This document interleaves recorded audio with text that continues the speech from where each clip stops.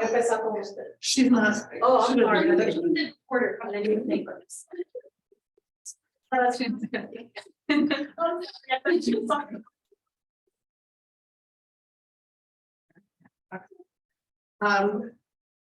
Hello, everybody. Thank you for attending this evening.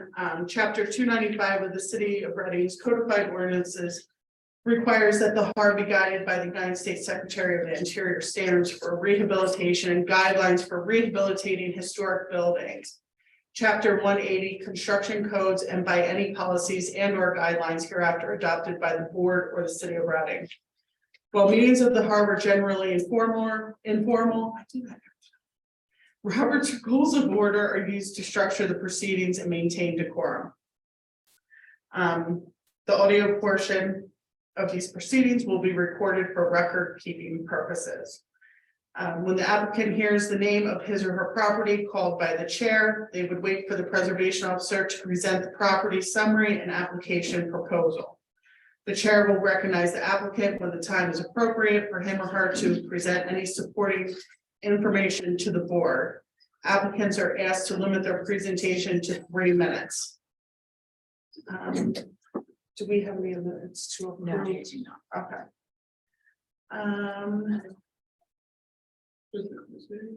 Are there any conflicts of interest for tonight's agenda? If so, please let me know. Okay. The first application tonight, we're going to skip down to. Is anybody here from?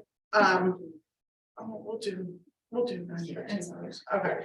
The first application is for 915 Rose Street.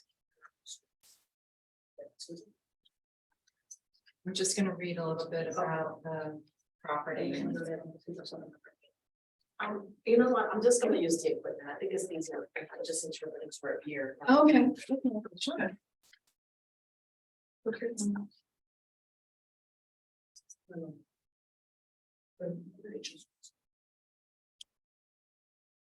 All right.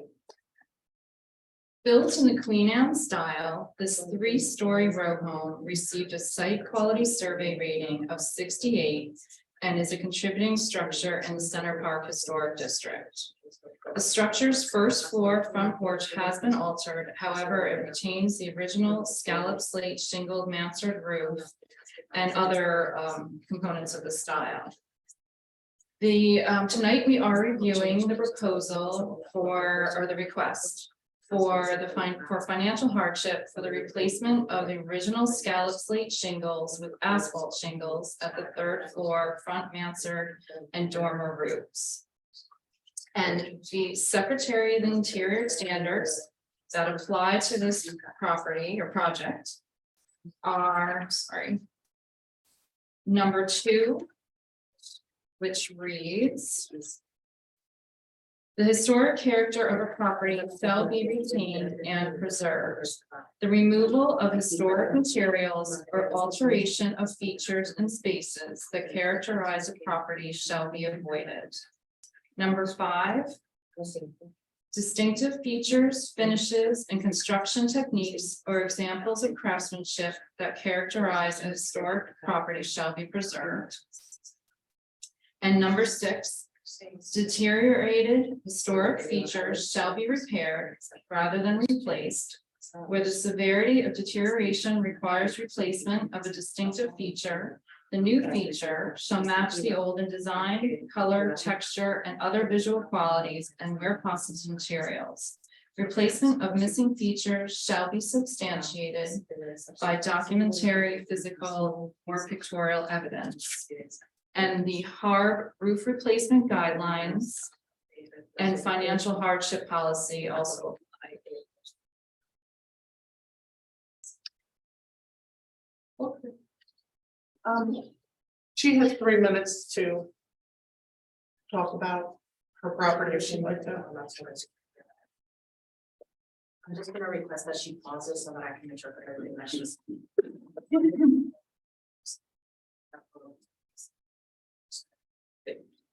El motivo mío era para ponerla más bonita, porque ya estaba feo. The reason that I wanted to do the repairs is because I wanted to make it pretty because it was ugly. pero no sabía que eso no se podía, but I porque didn't know that I couldn't do that. vi que mucho han cambiado Because I saw that a lot had been changed y no fue todo lo mismo. and they haven't replaced it with the same. So no sabía que eso era, podía causarme problemas. I wasn't aware that it was gonna cause me problems. Pero la señora Amy me citó y me dijo que no se podía. So I got an appointment with Amy and she explained that it wasn't to be done Porque eso era histórico. because it was a historical property. Ya, lo veo bien, no estoy enojada por eso. I'm not upset by that, Pero lo único es que la situación económica mía no me permite, no puedo poner lo mismo que es muy caro. but my financial situation does not allow for me to do that because it's very expensive. A ver cómo me pueden ayudar. I don't know how I can be helped. And was the roof leaking? And they just are working. Sí, Yes, bueno. Había una mata grande que se tuvo que cortar porque estaba afectando. there was a large tree that had to be cut down because it was affecting it. Estaba viendo los vecinos. Subiendo los vecinos. La raíz. The roots were affecting the basement.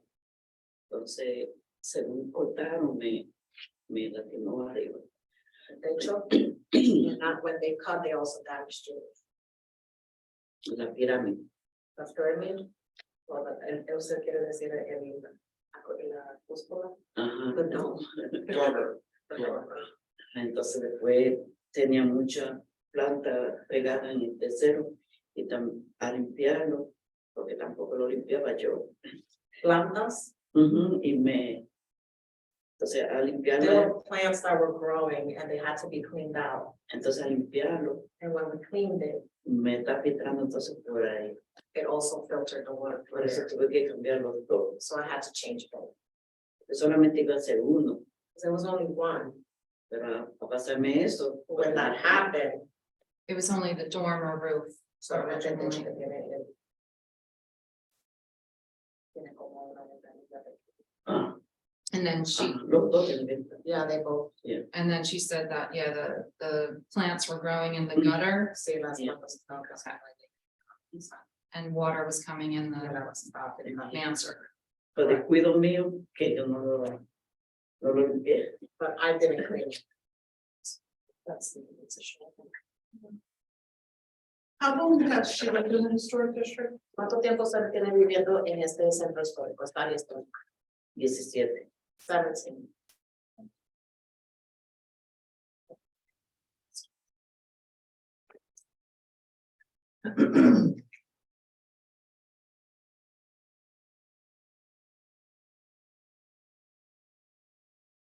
Does anybody have any questions? Sent the entire report, the financial version. Yes, Okay. yeah, I and couldn't remember the, if that was just Aaron no, in the executive committee notes, there we should have a copy of, all the calculations are there. But yeah. everything about that. Did everybody have a chance to look over that? Rick, yeah, just look over that.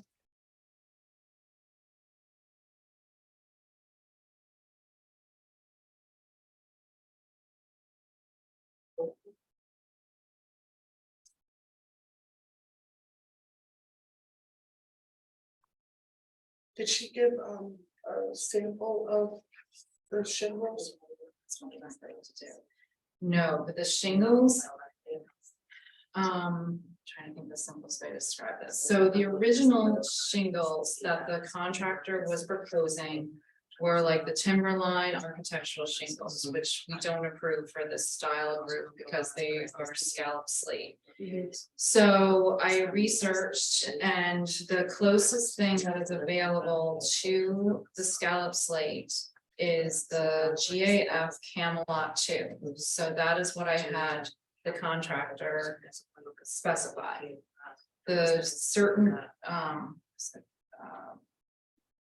Certainty carriage house shingles are not made right now. You can't back order them. They were the one style that we typically liked to Yes. approve because they were most similar in scale. Well, aware of that, 'cause like I denied on mine too, so yes. So, And I wound up using like a slate style shingle, okay, you know, it's like the slate line that goes straight in. yeah. So the proposed asphalt shingle will be the GAF camera, and I apologize, that was on my list of things to do, just what that looks like. It does have a slight rounded edge to it. Is it the one with the kind of like notched foot quarters? Yeah, and it kind of has like a vertical element in it too, to make it look layered. But we have approved those. Yes, yes, yeah. Yeah, I think that's the Yes. one that I actually used in my house too, yeah, so. We have approved those in the past for the replacement of the scallop slate.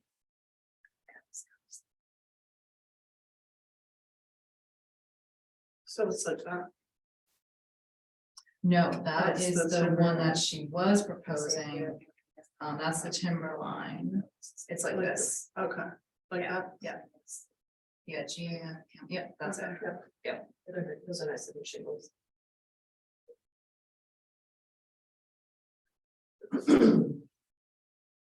And what color did you say? Black or gray? I don't know if she specified. We normally approve like a slate gray. Something like that. Yeah, like antique slate, yep, that's the color. That you, Just wouldn't make him the, thank you. And I know, Amy, you were late in getting some information, so you did the calculations. Yes. I checked and had to kind of reflect, because we hadn't, I don't think we've done a financial hardship In in a long. maybe a year or something, yeah, Yes. or earlier this year perhaps. And, I've never done one. oh, Yeah, okay, it's okay, good. okay, oh, wow. I think the last one was on Foley Street, I think, Yeah. down like 2020. Yeah. Oh, And, I mean, it is what it is, but Mike Snyder contracted his costs are significantly less than that. Yes. And understandably, they're different businesses, so. Yes. Yeah, Bachman's has a lot more overhead Yep, than Mike yep, Snyder. yes. And I checked the calculations last night, I thought they looked appropriate. Correct? Thank you. yeah, I felt the same way. It's the first time I've done one, but looking over it and then reading the policy twice. I felt that it was fair and appropriate.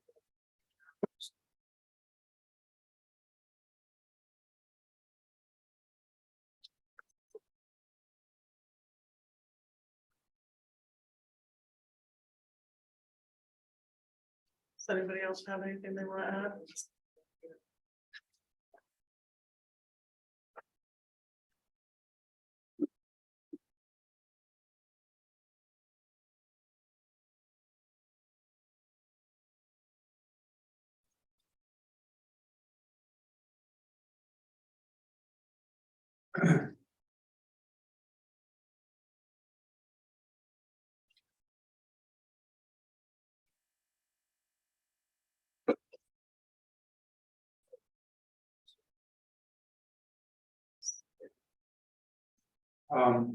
It's owner occupied property Yes. and the gross income reported over the last 2 years since, well, is it verified to be below the federal poverty level?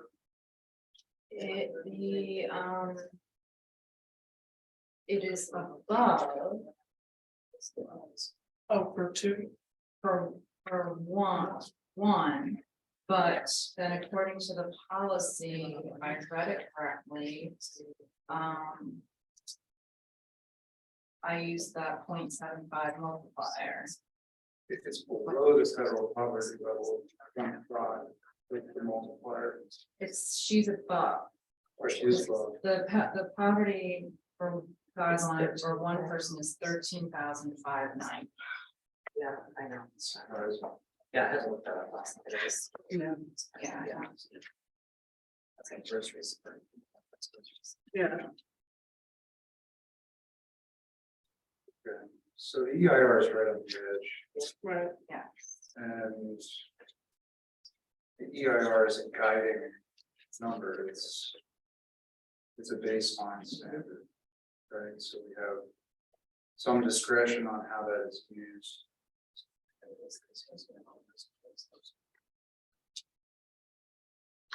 And deposit rate index is 60. Yes.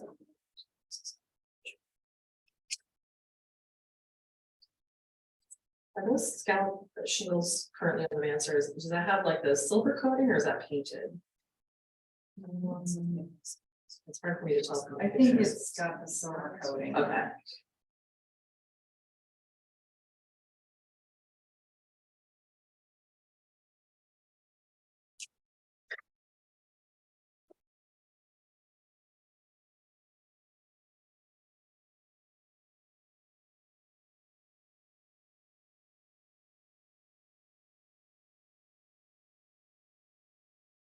And that style shingle is appropriate for the mansard, the angle on the mansard? Okay, that's good. Yeah, sure. Should be.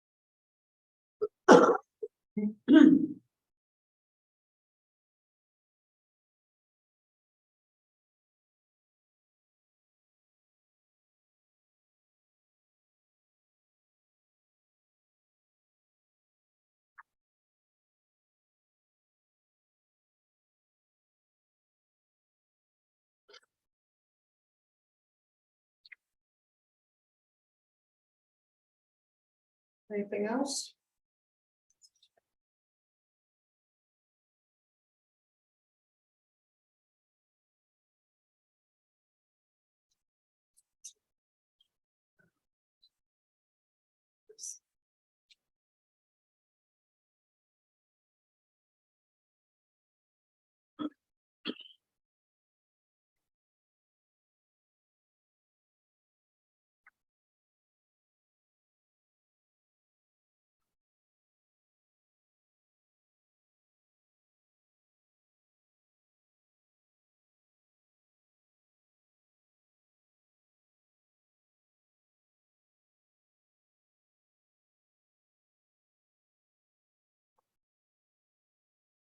Motion?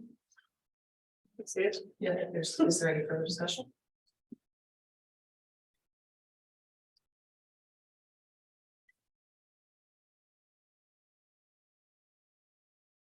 Um,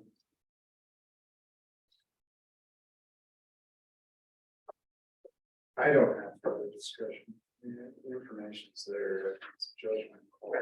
Right.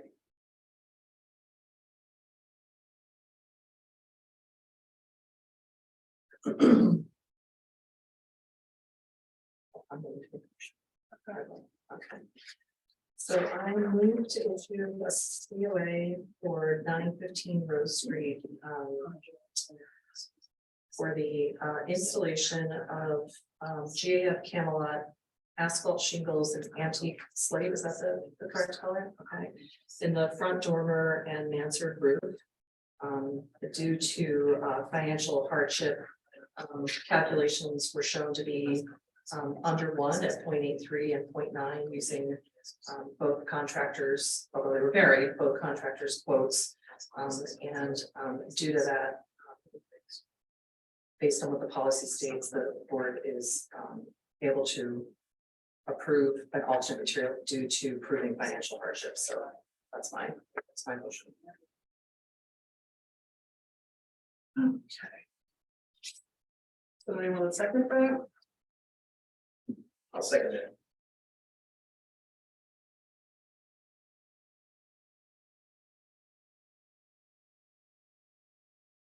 Mr. Booth, Yes. Mr. Polachek, Yes. Ms. Weller, Yes. you can go ahead and continue the work. Amy will, with the asphalt shingles. Amy will set, Ms. Johnson will send you, a letter stating what you can do. Does she know when the work was gonna start? No. I can speak to I can call the contractor as well and speak to him. Because he may have already bought the timber line, which is the same that was installed at 913. So I think it's just really important to just make sure that he understands it's the approved Yeah. GF Camelot. Yep. So the board did not approve the original shingles that were proposed. It's a different style of shingle.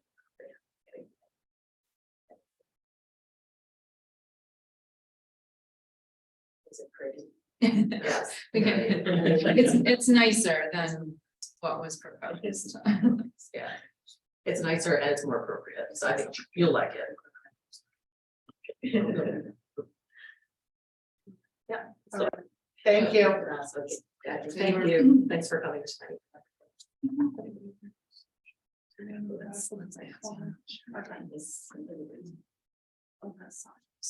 Yeah, that's what I was thinking. Well, I'm gonna see. She's asking if she can be excused. Oh, yes. You may be excused. Thank you very much. Thank you for your patience. You too. Is anybody here from 604 Laurel Street? Yes, Is that? yeah, I came in behalf of my dad, Ramon Farm. Okay, if you wanna run up and have a seat.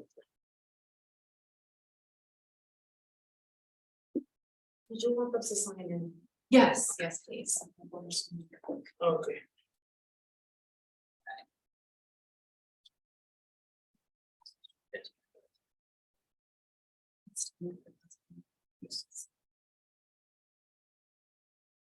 Do you need the interpreter? No. Okay. Yes.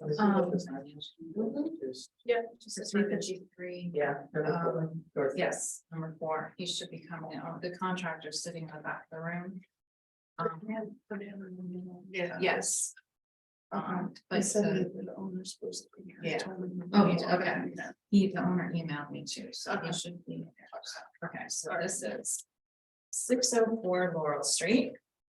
This 2.5-story brick row home built in Italianate style had been compromised with the application of aluminum siding at the front facade and cornice, as well as the installation of aluminum awnings. The structure features original wood windows and once featured a first floor front porch with a wrought iron railing that has been removed and wood entrance steps that have been replaced. The structure received a site quality rating of 78, deeming it a significant contributing site in the Prince Historic District. And tonight we are reviewing the proposal for the replacement of original wood windows with white vinyl replacement windows at the front facade, of which were installed in violation. Replacement of the first floor front entrance door and storm door, which were also installed in violation.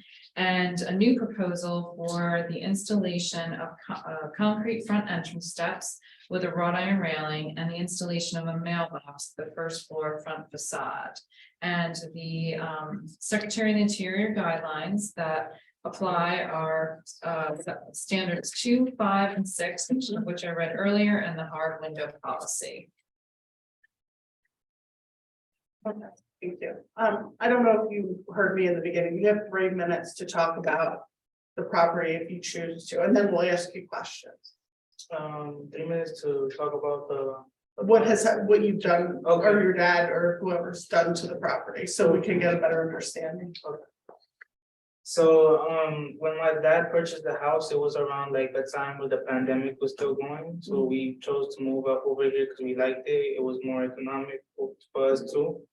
We didn't know the house was historic, so we did changes because the windows had cracks, and every time in the winter, it was very cold inside. All the windows had cracks, so when it would rain, the rain would go inside too. And so we changed the windows, we put a new door because, for like, it could be warm inside, cause it was like, very cold inside, so my dad suffers from arthritis. So that's why we decided to do that, but we didn't know that, it was a historic house and it had rules. Mhm. That's why we did it without permission, 'cause we didn't know. It was like our first house that we came to live over again. And also, we also spoke about the staircase. My dad is willing to change the staircase. But he asked for like 2 to 3 months, because right now he doesn't really have money. And about the windows and the door, the front door. He said that it's because like he somebody lent him money so he could purchase the door, the windows and stuff, and it's a lot of money to get it all replaced. So that's that's why he's worried. Okay. Anything else? No. Okay. This is a property that came to us before, we approved the wooden steps. And Amy's had a lot of communication with this homeowner. He comes in once a week, just, yeah. Yes. Apparently, from what I understand, Amy had, or Ms. Johnson had talked to the homeowner and told him to stop working and not to do anything else, and he decided to put the windows in anyway. And the door, correct? Yes, and he came to the review board in January, as So Ms. Walker steps. said, yep. And so then after that meeting, he still continued to make changes when he did know then that he needed approval. He did explain to me that the windows were broken, and I guess the roof was deteriorated too, and water Yes, had like rotted out the inside of the house, like yes, inside facade too. I think that's what he was describing. But still he knew that he needed approval to make those changes, but he went and did them anyway. oh, I feel like he had the door and everything purchased, so he couldn't return it. But he did the work Okay. after he came to the meeting in January, so he knew at that time that he shouldn't do any work until he got it approved by the review board.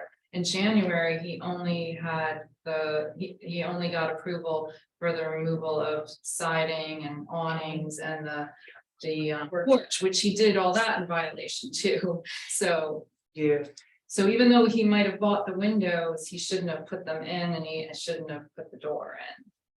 Because he did that months after January. Oh, Yeah. because I remember for the first meeting, I don't know, like, because my father, like, he's in charge of his house.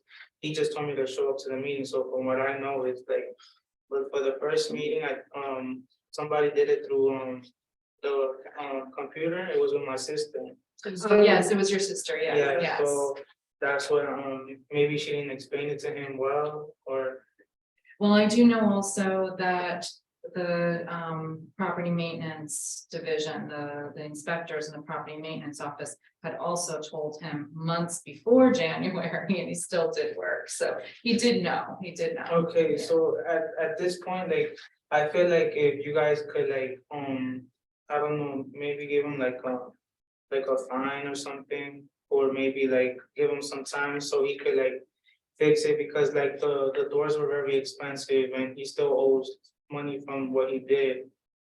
And it's gonna be very complicated for him to like fix it right away. Is like if he could get some time or like a fine for that.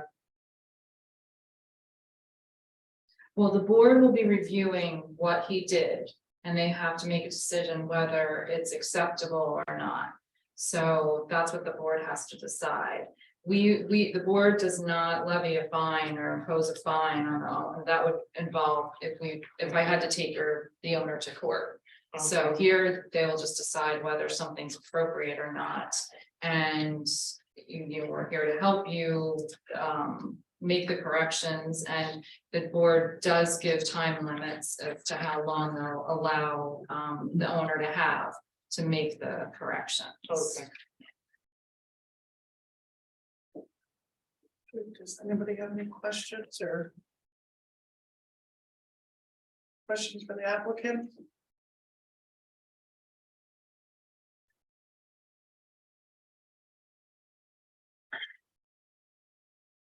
How long ago was this work all done? Maybe like a year, if everything that he did was like a year. When did he put the windows in? I'm not really sure, it's because Months ago? maybe like a couple of months ago. Same with the door? Yes, it was like around the same time, the windows and the door.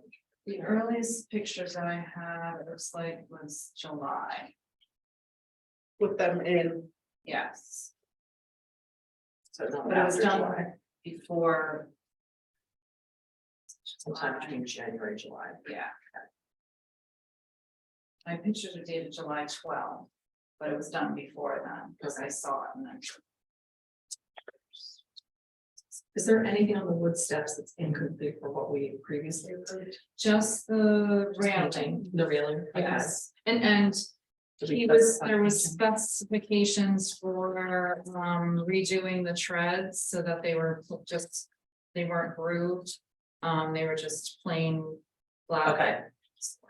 Which is the Smooth, single smooth piece? boards, yeah. Oh, okay, all right, And the railing was to be wrought iron. okay, And he came in and I explained everything to him, and then his thinking was if I have to make all these changes, why not put a pre steps, they Yes. precast, yeah. The You may have to original- rethink that decision based on what our decision yeah, is, yeah, yeah. because of some I- additional costs I incurred. think, I Yeah, think we should focus on the windows first, Mhm. I know the board does not approve windows like that. not on primary elevation, right? Yeah, so I think what we need to discuss is what would be appropriate for those.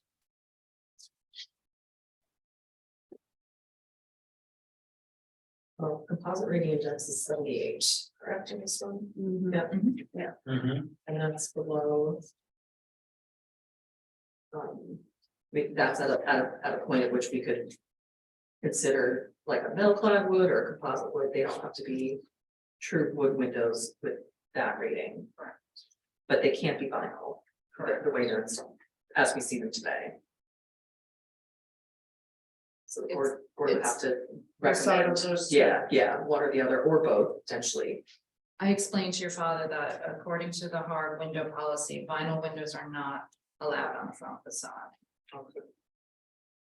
Is there, from that, are they landlocked on either side in the front? Being this.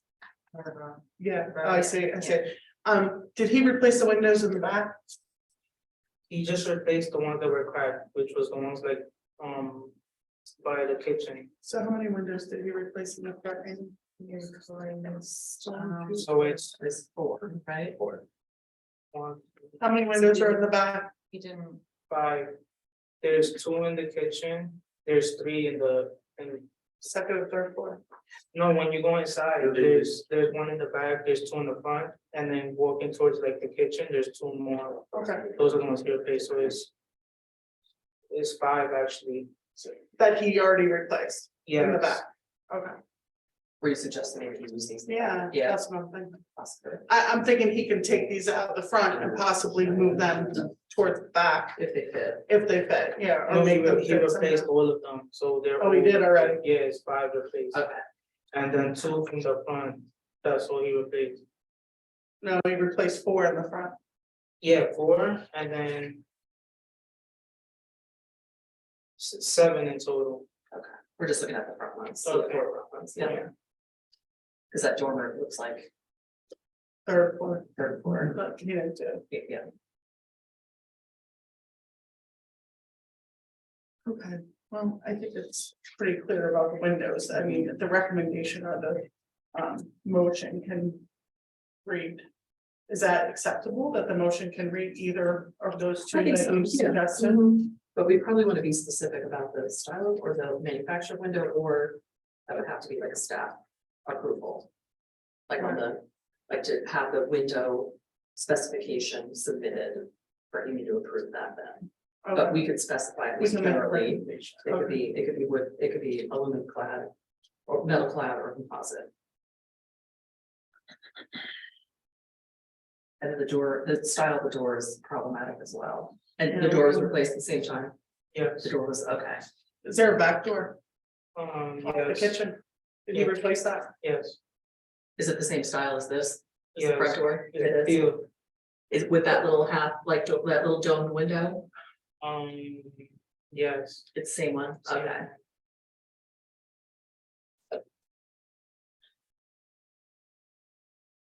Do you have access from the basement? Outside, Yes, in the back? yes, we do. Is it the doors that lift up? Like Yes, that? the doors are lift up. And then what's at the bottom there? At the bottom is a door, but like that door was there. Yeah, We I'm just, replaced that. yeah, he already did replace that. No. Oh, wow, okay. Not that one. Just looking for ways to use the materials, that's good, that's good. Yeah, that's good.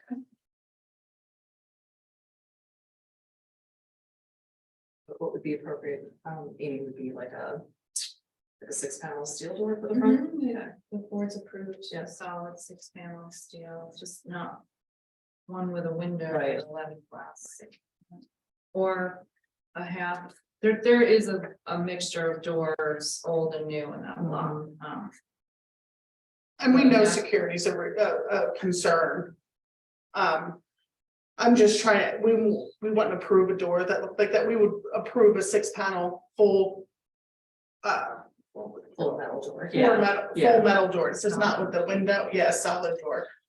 That's what I'm thinking, if he could use that, door at the front there to go into the basement for security purposes too, it's metal, you Yes, know, Okay, is the mailbox on there too? Yeah. That's.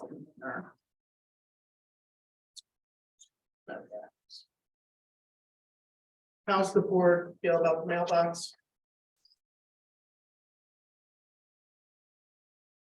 it doesn't have a particular style, it is kind of institutional looking, but I don't have a major problem, it's small.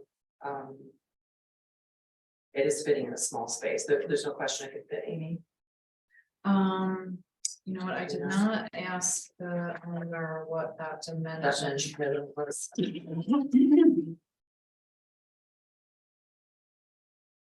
I mean, the owner, when I met with him, he told me it will fit in between there, but you don't happen to know the dimension of the brick. no, Because we just want to make sure that the mailbox isn't hanging over. The yeah, I brick. understand. That No, it fits in between there, no. we can put that in. But I could talk to him and then bring it to the office, or he could come. Yeah, sure. Sure. I'll let him know. We can put that in the motion too, right? Yeah, That that doesn't. that it Not fits in there. extend over. Yeah. It's 11.22 inches wide. I just don't know. Actually, Mr. Booth is usually good at looking at brick dimensions. And the storm door, I can't remember what the dimensions are. The exec committee, recommendation was that was appropriate, right, yeah. Or it's not inappropriate. right. Yeah, that's our bullet point there, committee from the style that install storm door would be appropriate. And then he's coming back for, he would submit an application for the light then.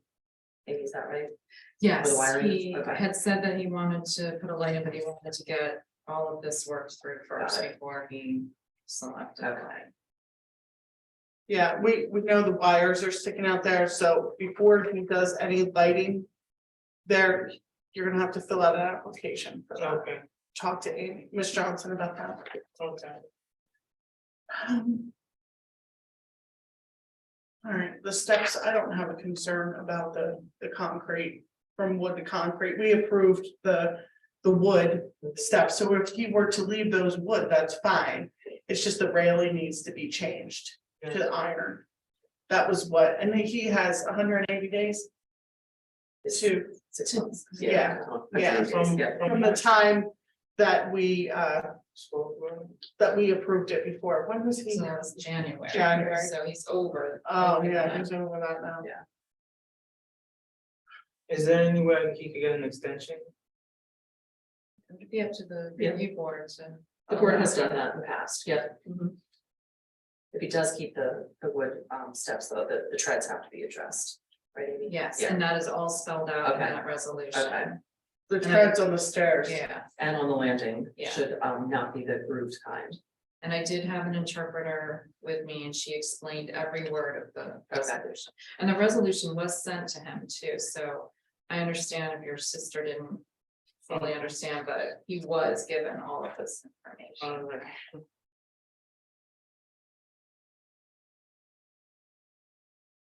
Yeah, it's all fair. So steps, if he keeps the wood, the treads on the landing and the steps need to be changed. Yep. Okay. Yeah, and that's specified, we could just say per the resolution adopted in January. And then change it as well. The railing wasn't done yet, so wants to change that, or we suggested to change that to iron. Windows, either metal clad or composite, we have to figure out. The brand, Of windows, I think that's something that should be, since we don't have any information right, submitted, then I think that's something that we would have to go back to another application that we've approved. And that type of window could be approved. I just don't know what it is. so in the motion, we specifically. would just say that. Just staff, I think staff approval on the windows. Are you okay with that? Yeah, if the board makes a determination on, that it could be aluminum clad or the composite. And there was capping around the windows before. There was, yeah, I think we just about that. So that's not a violation, that's just, okay, Just the vinyl windows. Right. The front door. 6-panel steel door, any particular color, gray or white. Yeah, I think it could be, it could probably be white, or it could be painted a color that could be approved by, Sounds like yeah. appropriate.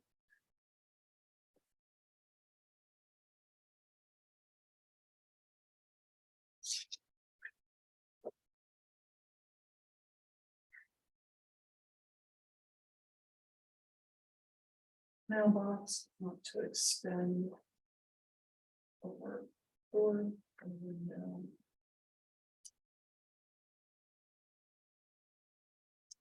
Does anybody have any questions? I would just add to the discussion about the windows and the door to. So. The information that's submitted to the preservation officer should be a submittal as stated in the policy. So there should be information about the size of the existing windows versus the new windows. The make and model. And that will allow for her to make a comparison to verify the dimensions match. The same would be true of the door. So I'm noticing the exterior casing around that new door that was installed is a little larger than what had been there previously. So it looks to be a frame within a frame. Yep. So just to reiterate, size of the new door and the size of the new windows need to match the old sizes.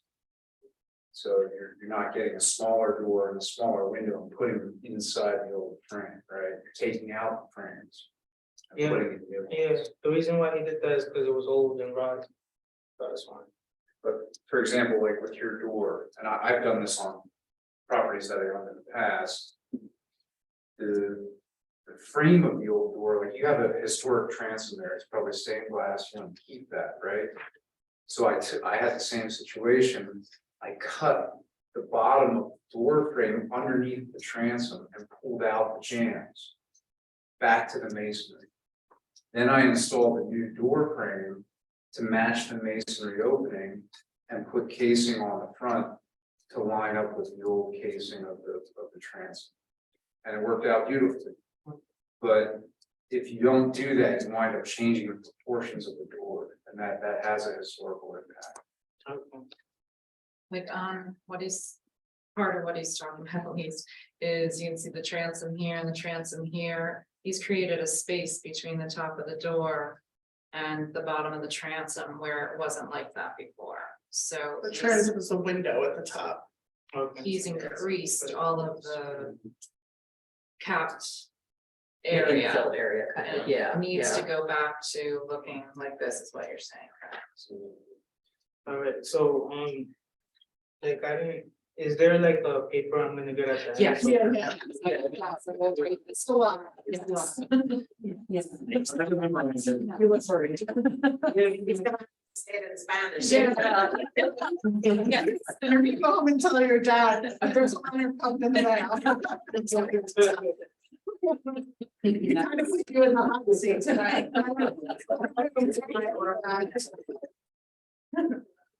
I did tell him that if his son comes, he has to be responsible for what is discussed here. Yeah, sound thanks. Yeah. You put you in the hot seat. All right. Anything else? All right, I have a lot of notes here. I don't know if somebody's ready to make a motion.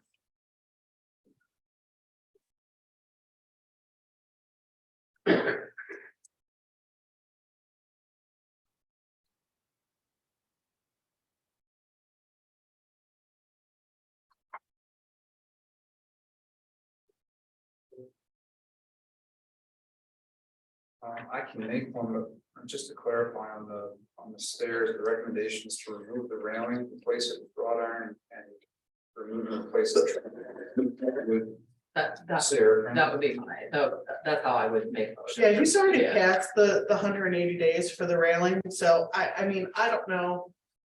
How we address that, I mean, it's gotta be addressed in the motion because, you know, he's gonna be possibly changing the steps, so. Well, if our motion would allow him to change the steps to concrete, I think Aaron was just specifying whether or not we put that in the motion. We don't have to approve concrete steps. We've already approved wood steps once. If I were making the motion, I would.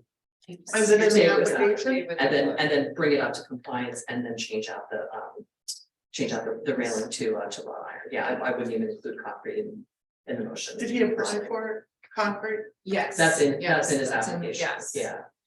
But I think he prefers doing the concrete because it's like more, like he'll see it like it'll last longer and it's better, you know. Cause our neighbors have that one and it looks nice. So.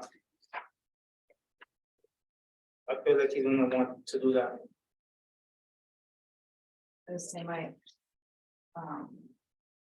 professional opinion, though, we have the board has approved concrete steps before, but they were historically wood. And now they are done nicely to match up with the neighbors. And the neighbors on the other side do have concrete, right this way. But historically, they were wood with the wooden porch. And that's in the resolution, I think, the original resolution, yeah. And it looks nice having them sideways.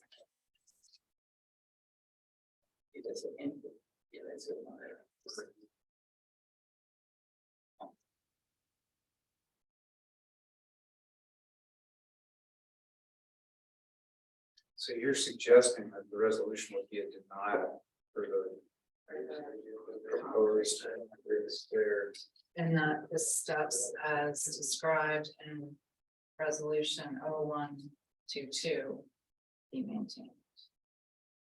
But the steps, the treads have to be changed on the landing and. On the steps themselves. Right. Yeah. And the railing, yeah. The resolution stated the landing area at the top step is to be removed and replaced with tongue and groove wood decking to run perpendicular to the front of the building. The tread on the steps must be removed and replaced with single wood plank treads with a rounded bullnose profile at the outer edge of the tread. And the wood entrance steps are to be painted in a color to be approved at staff level.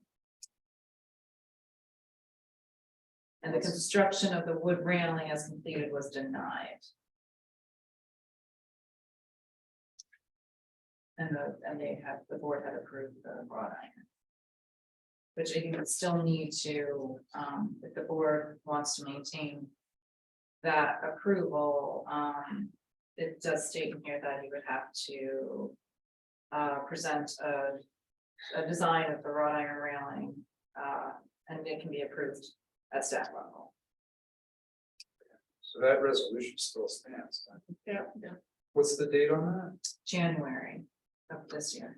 Okay, January. so I'll make a motion to deny the COA application for, let's say, 604 Laurel Street for the installation of the concrete stair and wrought iron railing, installation of the door, installation of the vinyl windows, but to approve the application for the mailbox.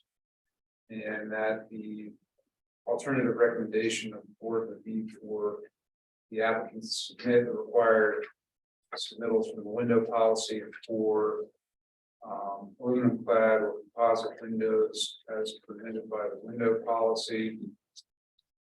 For the 4 windows on the front facade, a 6-panel solid style and rail door in lieu of the installed door, and that dimensions of new windows and doors to be returned to the original proportions and dimensions. And for the front steps to be as approved in the resolution dated June of 2020. January. Sorry, January of 2022. Thank you. And then I don't think you mentioned are you approving the storm door? The storm door and the front door were replaced. So the style is approvable, but again, that would have to be part of the submittal because the dimensions need to match Right, the casing dimension right. to the new door.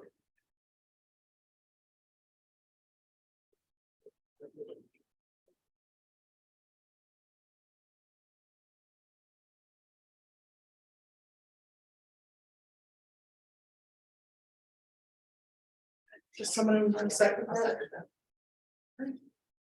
Oh, and I'm sorry, the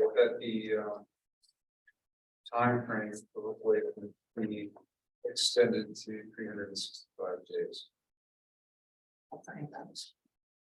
So he'll have 1 year to make some of those changes. Okay, you second that? Yes. Mr. Politica, Yes. Mr. Booth, Yes. Ms. Waller. Yes. Everything will be in the mail. And Ms. Johnson will call your dad. He needs an interpreter, correct? Yes. So you usually have somebody Yeah, that will. I have somebody in the zoning that will office. do that. Yeah. I mean, I'm just glad that I came to the meeting, so now I know what's going on. I know you Make can't sure tell. because, Yeah. Things the correct way Right, this right, time. yeah. Yes. And so it's correction of what's been done, but nothing new outside of what the information you'll receive in the mail, okay, so. I think at this point, like, there's been a lot of work that's been done, he was aware of the fact that he was in a historic district and shouldn't have continued to do work. It's gonna be an expensive fix for him to return it back to where it should be, so it's just a lesson in understanding he shouldn't do anything new. If he has any questions about anything, he should talk to Ms. Johnson, okay? Okay. We're here to help, And you guys okay? are gonna find, All right. yes. All right. Thank you, thanks for Thank you. coming. Thank you. Thanks for being a good son. Yeah.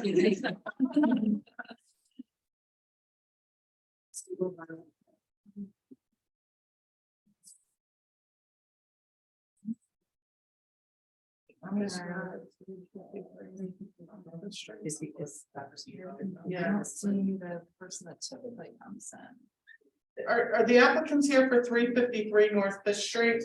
Well, do you wanna go see Carlos? He called me, he was, 78 in the highway, it's an accident, so he made me come in any minute. Okay. Okay, we'll wait a few minutes for him. We'll wait.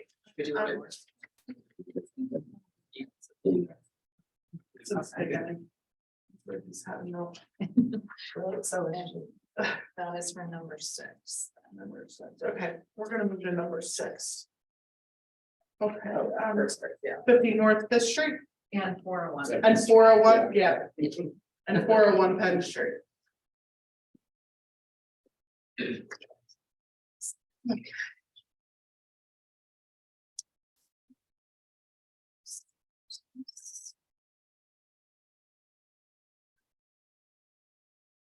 Yeah, Yeah. thank Yeah. you. To interpret, yeah. For 353. Okay. Yes, Okay. yes. That's the last. You speak English, correct? Yeah. And you speak Spanish, Yeah, but we need the interpreter, correct, legally? Yeah, well, I And feel the app comfortable isn't with here. him because he has interpreted for me when he comes in the office with the owner. Okay. But the owner said he was coming. Is he still on his, he's on his way? I just hate to have. her But yes, but yeah, to have her wait. wait. I mean, is the owner comfortable with you? yeah, mira, he said, Presenting? we get to, I mean, do my best, so yeah, por ahí, mira, Okay. we're gonna get it all. Okay. So, Yeah, I mean, we could wait, we could do the next one. and see. Okay. Go take a walk, okay. Okay, sorry about that. All right. Try to be easy. Yeah. You think so, huh? Yeah, just wait. We're just warming up. So the first property in this project is 50 North Fifth Street. This 5-story structure received a site quality rating of 96 in the 1979 Historic Site Survey and is a contributing structure in the Callow Hill Historic District. Contemporary in style, the building's facade has been fairly recently resurfaced with mirrored window panels to reflect the surrounding buildings in the historic district. The first floor facade is recessed beneath the second floor on the western, northern, and eastern facades and features floor-to-ceiling windows and aluminum columns spaced evenly along the building line. And 401 Penn Street is a 5-story building that was built in 1980 and features a brick facade with linear window bays, decorative vertical brick piers, brick corbelling detail at the 5th floor roof line, and an arcade with recessed commercial storefronts at the 1st floor level of the southern facade. The structure is a contributing building in the Callow Hill Historic District. And tonight we are reviewing the proposal from Burke's Arts for the installation of student artwork on storefront windows on both buildings. And the Secretary of the Interior standards that apply are standards 2, 5, and 6, of which I read earlier. And this was, I'm sure you'll explain as well, but this, if the board recalls, in August of 2020, we reviewed similar applications for more locations within downtown, but it's just a continuance of that program, correct? Exactly. Yeah, so the art program is presented by Burke's Arts in collaboration with BCIU. We have a countywide student art show. We have a committee that selects out of that art show students from each participating high school in the county. And then with a combination of our investment, sponsorships, grant funding from a variety of sources, we try to turn it into a public art initiative while also highlighting the student artwork. So it's a sort of a dual purpose of beautify the region and also highlight art education as an advocacy piece. So as Ms. Johnson said, it's a continuation of the past. I was not here for the past cycle, so thank you for all your help with helping us learn the process and how this all works and the ins and outs. The 50 North Fifth Street, the M&T location, that's a repeat location. And then the College Town campus of Alvernia and Starbucks and BCTV is one that obviously we had not used last time around. But if you have any questions, I'd be happy to answer them. Did you, I know there was a discussion during the executive committee meeting, about the photos were kind of screwed up with what they were. Like where they were going. Yeah, just like so a candidate or it said something. like Starbucks, but it was really a picture of BCTV, remember? Yes, I sent you all of that. Mhm. And, actually, it changed from, she did send me the correct location, but it changed again. I don't even know what it changed. I wasn't really so sure. The attachments were kind of. Yeah. I couldn't get to them. And of course, I did not print them out. So, okay. There was, along the North Fourth Street facade. There was 4 window panels Right. labeled, I think A, B, C, and D, and those were, it was originally she had sent me, 2 of the recessed windows, I think, on the. And I think that change came from Starbucks corporate. Oh, okay, They decided they didn't want to cover those windows. They'd rather take the ones that were more utilitarian. Okay. Right. They were, you can see the storage boxes I behind. Yeah. saw that. They wanted to cover costs. Supplies. But they asked if we could make that change, so I think that's Okay. what Amanda's saying. Okay. I know there was a question, how long they were gonna stay up for. I think we approved before 6 months, and I think they were up for a year. Do you know how long? Again, I can't speak to the detailed dates because I wasn't here, it predates me. Yeah. But I remember that there was an extension after the original approval. Simply because of they're impossible to take down in cold weather. And I can speak to experience on that. Yeah. If it's less than 60 degrees, it's really tough to take them down and they chip. And, Okay. so what we've asked for is, as long as we can get to the May, June timeframe, Okay. that would be greatly appreciated. Does the material just crumble in the cold weather? I'll give you an example. I did one in April and it was about 35 degrees and freezing rain. And it took 8 hours to get one panel down. And then in July, it takes 10 minutes and your fingers aren't bleeding. It's a much more pleasant experience. But you would still install these before winter, try to get these in. If we can get approval Okay. tonight, we would send to the printer tomorrow Got and do our very best to get them up Okay. before we lose our window Okay. here. You're still using the Reading Muhlenberg Tech or no? Yes. You are. Yes. Same And they material. install them? Mhm. For You said you couldn't open up the attachment? No, it's like the email that you sent yesterday evenings, 46, like there were a bunch of attachments, but I can't scroll down past 3 of them. I don't know, I can't, I'm not able to, I can't open it, so I can't see. mine kept buffering, that's why. Anybody else have Can you trouble see with that? You can, okay, I can see it. I just. But you did, oh, so you didn't get to see, No, I literally have like 2.5 attachments. I apologize, That's there's right. been so much information for this meeting and I did not. But the artwork has changed or the proposed artwork The window. where the location has changed? Just on Starbucks was the window Just on Starbucks, location. okay. The other window locations were still all the Okay, same. but the artwork that was submitted is still. Yes, and she had labeled or Okay. shown which was going to go there. And I don't think the board spent an exhaustive amount of time, like, identifying if the art was appropriate for the building, like, we were happy to have a public art, Right. program, and, so I feel like that's secondary, and the art that we've seen, of course, is appropriate, so. Right. Yeah, we would just have the student's name and the school name. Yeah. Yeah. And I do have, I mean, this was from 2020, Right. but this is what, same windows, but this is what's going in. Right. I do have that one, I just don't have the other. Yeah, I have it all here. You can see it, right? Yeah.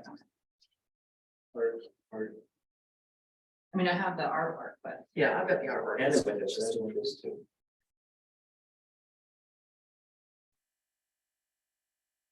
Does anybody have any questions? Someone want to make a motion? I'll make that motion to approve the artwork, the put into the windows at 401 10th Street and 50 Worth the Street. For the application. And we'll allow the temporary installation to coincide with a warm weather removal. How about that? About 1 year. We should put a timeline on that. Yeah. did you say until June or? That would Or be do you more want like to- nine. We probably wouldn't keep them up for the entire year, Oh. but if we have that flexibility, that's great. That's one, yeah. Yeah. For, okay, so for a maximum period of 1 year. Okay. Mr. Booth? Yes. I want a second, sorry. Somebody want to second that? I will. Okay. All right, Mr. Booth, Yes. Ms. Weller, Yes. Mr. Paul Jacob. Yes. Okay. Okay, Thank you so Mr. much. Johnson will send something in the mail. Appreciate all your help. Thank you. Have a great night. You too, thank you. Brenna. Go back to. 353. See, okay, you don't want to wait. We can wait. We can go to- Just- We just go to Eckerd Avenue, that's next, that's number 5. Yep. that's Okay. fine. Is somebody here from 1236 Eckerd Avenue? Is that you? What up? You can sign in there at the clipboard, please. Sure. Okay.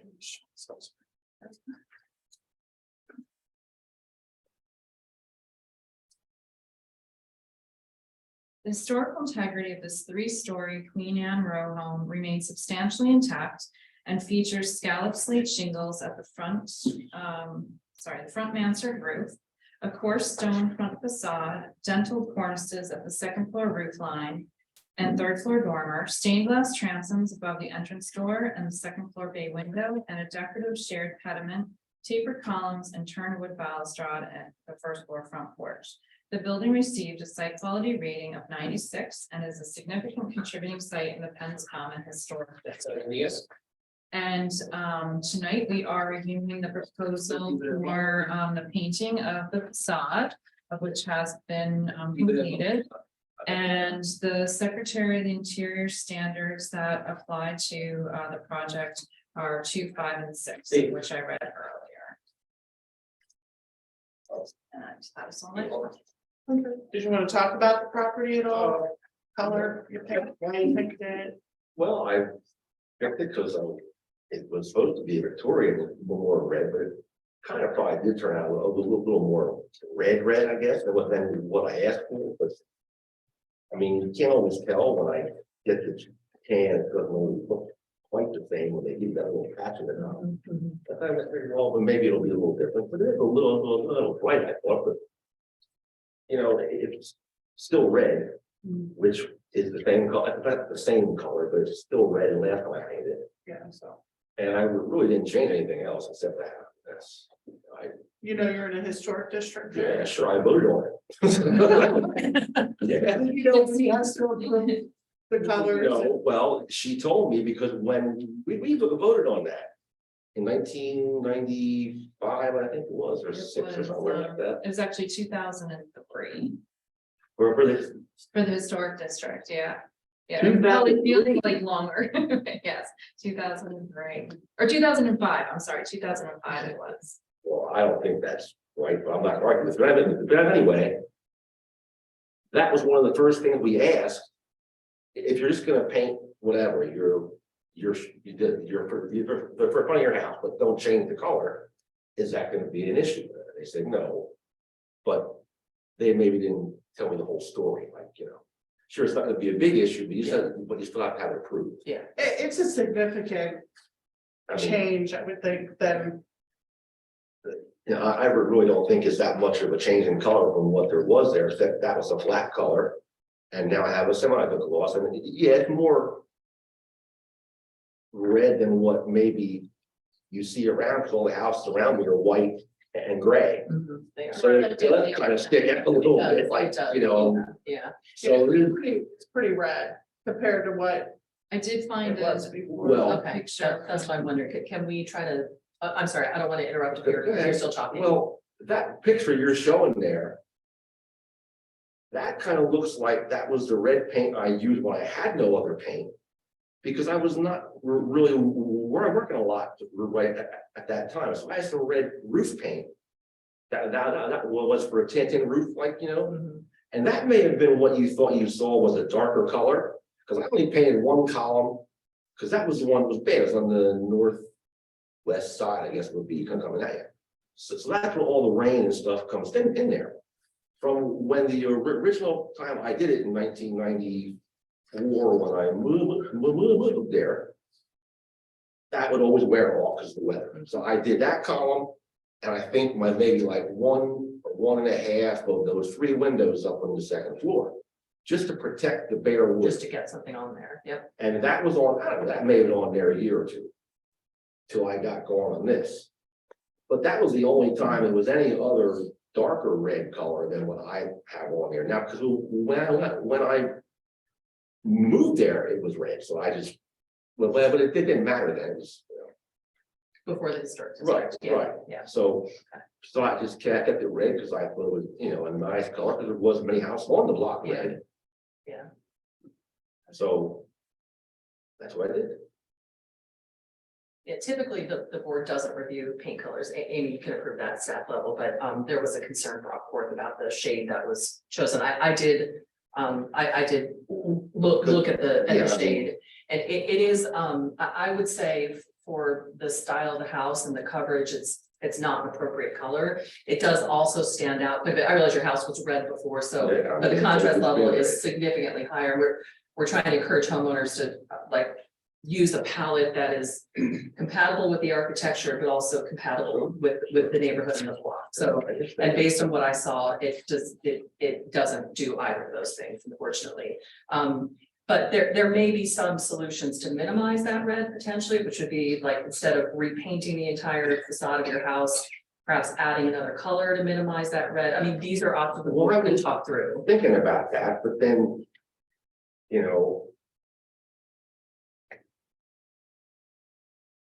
that's not really, what I want to do, that's more work for me then. You're doing it for myself, and it's dangerous up there. That third floor, It it's is, not yep, easy. yep.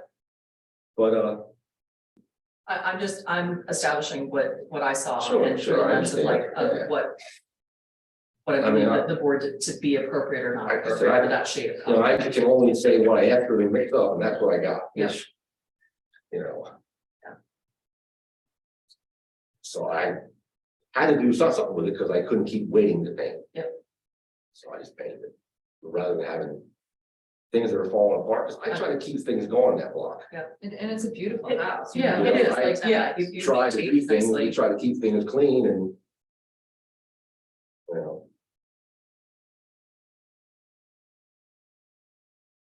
I mean, this is so red that I'm trying to think of how we can make a recommendation Now, to tone it down. once you see this now, have you been, when was the last time you were out there? 2 hours ago, 2 hours ago? yes, 3 hours ago, yeah, before I got to the meeting, yeah. Because, I mean, it doesn't seem that red to me now that it kind of toned down a little bit. I think the weather and stuff may have, plus there's always, sunlight on it all the time. You can't tell really. It was Yeah. 6 o'clock, and so I realized the light's getting low at that time. Yeah, It was very bright, sir, very. 3 o'clock or so, I did take a few pictures of it. But that was when the sun was just coming around. There's not really much sun there after or before 3 o'clock or so. You don't know that part of the house. But I mean, if I have to do something else with like like an accent color or something. But that's not gonna happen this year anymore. It's way too cold. Understood. And I gotta go get all those supplies back again. My ladders are all put away. I got everything put away for that high reach stuff. Yeah, well, you heard us with the previous application, we have the Yeah, I discretion to extend that time. Some of the houses I've seen already on that block, sometimes they'll paint the rings around the column and the color. Yeah. Or that band above the second floor window, just to Yeah.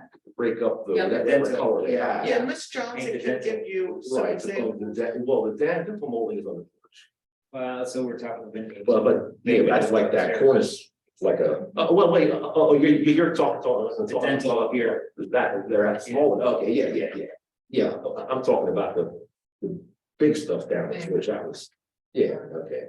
Yeah, this is bigger, but yeah. And if you But yeah, really there's- want to get crazy, you can paint that decoration on the third floor, dormer. Oh. Yeah, well, I'm not getting that crazy, because you don't understand the work involved getting to that. We know, we all have Yeah. historic Yeah. homes. Yeah. We haven't, I don't want you to get wound up, we haven't made a decision yet, okay, so, but we'll just. Yeah, I'm just telling you, I can't get back up there and do that. That thing is like Out there. dangerous. And you Whether- do- well, it's that wide up there.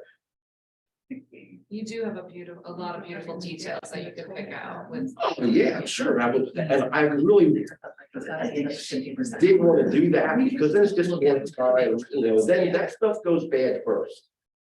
Yeah. Then you're always painting something, always accent colors, always being painted, that always wears off. Cause it just seems like those high points, those rings, all that stuff in the court and the round corbels and stuff like that. Take all the hit. Well, And yeah, that's kind of why they it's project painted out more, yeah, that weird color red for a while, because it was so hit with the weather over the years, it had to do something just to get it. And I think that's what the dark red is, but the first color I painted, she called it a Victorian red when I got it, but that was a flat color. And I don't like that work, it doesn't hold up well, it gets scuffed. mhm, And I didn't really care for that look anymore, so I just wanted to go with something a little more of a tough finish. mhm. Because, it takes a couple of limbs to land on there, scratches that flat paint, and then there's a white line on that, and it looks, But I think you chose the right finish on the paint, Yeah. it's just, but I think unfortunately, that only accentuates the brightness of the shade, so that was my perception when I drove by your property, so. yeah, So I mean, think I it- admit I it think is it would bright, be but I appropriate. didn't think it was that bad, really, compared to the dull and drab the whole rest of the block is. Well, not the whole block, but Much of the block, yeah. It's more muted, the colors are more muted in the block, both sides. Well, I think that we could potentially suggest a second shade to be used to minimize the impact of that red. That would be at least a point of discussion on how the rest of the board feels, or if the shade in any combination with a second color is appropriate. I think the impact would be greatly lessened if we used a green or a different kind of color. I don't know what color. Gray. Board doesn't typically approve or review paint color schemes. Yeah. I would feel comfortable referring it to a staff level approval. And that way there's flexibility. Yeah.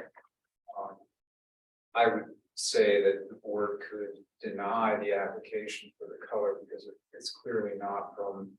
I don't recognize the color from any manufacturer's historical palette. Palette, right. But, I think Ms. Johnson could help guide the applicant through the process. Yeah, I think the motion should lean towards the fact that it needs to be broken up or a new color be picked. So you can either keep the red and add a accent color.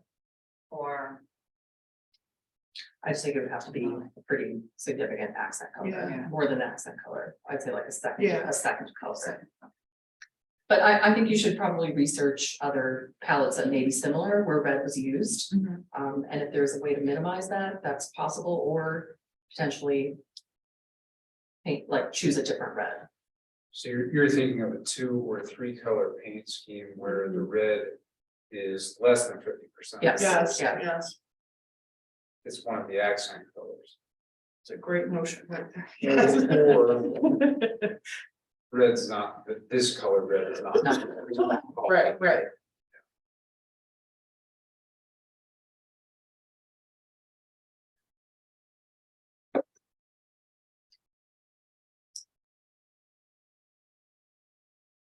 I'll make. the motion. As.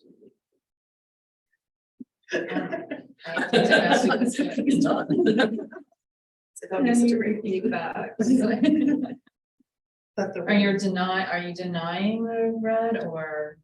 Yeah, it's a denial of the application for 1236 Eckerd Avenue with the recommendation that a new color scheme be submitted for approval at staff level. To either use the existing red color as an accent as part of a 2 or 3 color scheme, or an alternate color. Select. Would you extend the timeframe at all? Is that in your? Well, 180 days will take us to what? That's only springtime. Yeah, or like March, I think. So. What does the board feel comfortable with? I think. About 1 year. Either a year or through the end of the summer, I think that is. Okay, so the timeframe will be extended to 365 days.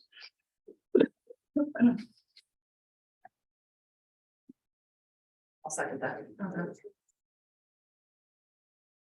All right, Mr. Politica, Yes. Ms. Weller, Yes. Mr. Booth, Yes. Ms. Johnson will send you the information in the mail. She'll have contact with you then about what you can do. Okay. All right, Thank thank you. you. You're welcome. Thank you for maintaining your property. Yeah, yes. Thank We you. appreciate it. Thank you.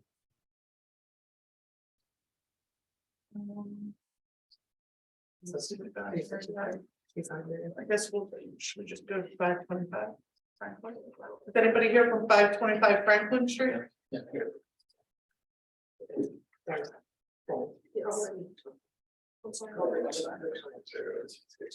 got anybody else? Yeah. I mean, No. oh, you're all right. How about after this one? Yeah, I think so. Yeah. I think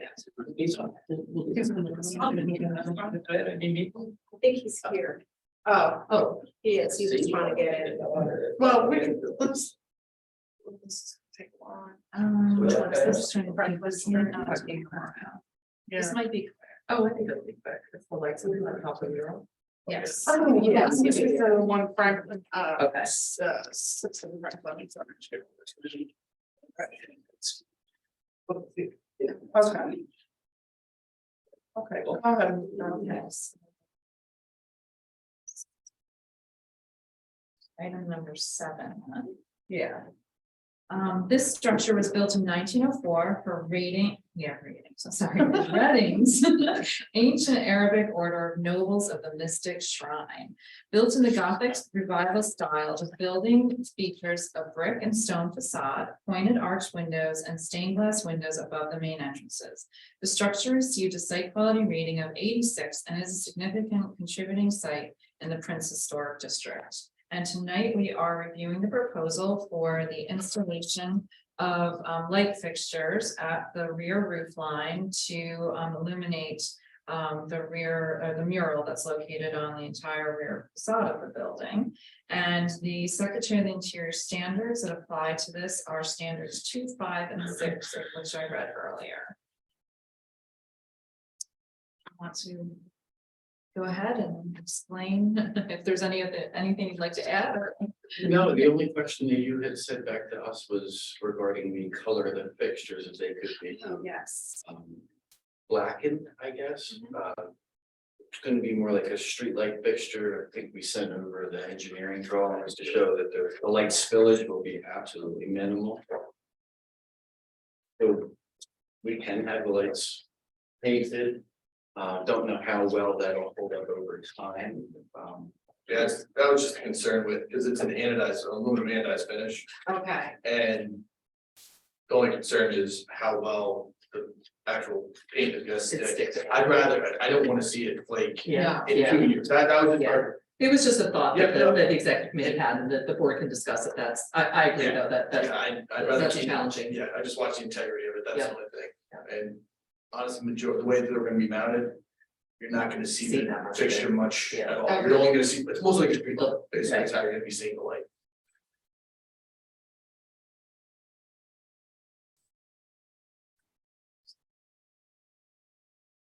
Yeah, it was just a thought because of the dark color along the roof line, Yeah. but maybe it would. Yeah, we are gonna have it mounted black, that will be Okay. painted black. Okay. The only thing that will not, that is silver anodized is the actual fixture itself from the manufacturer.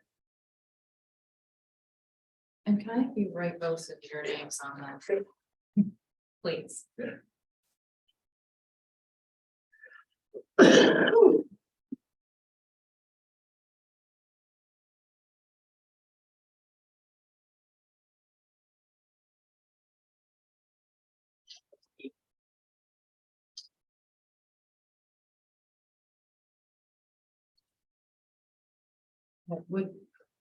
I feel that it would be a nice feature to that streetscape, I mean, not right on the street, but it's, To illuminate that. yes, it'll be beautiful. It's a beautiful mural.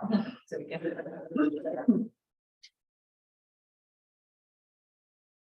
Is it like a dusk to dawn light that just, how's the, No, I don't think we were gonna run it all night. I think Okay. The plan was 10:30, 11 o'clock at night, shut it Okay. off. and that's just programmed? Midnight latest, Okay. it'll be on timer. Okay, Yeah. yep. So on a dusk, whenever that Okay. changes and Okay, midnight probably the latest, I think you guys are talking. So there's really no need for it.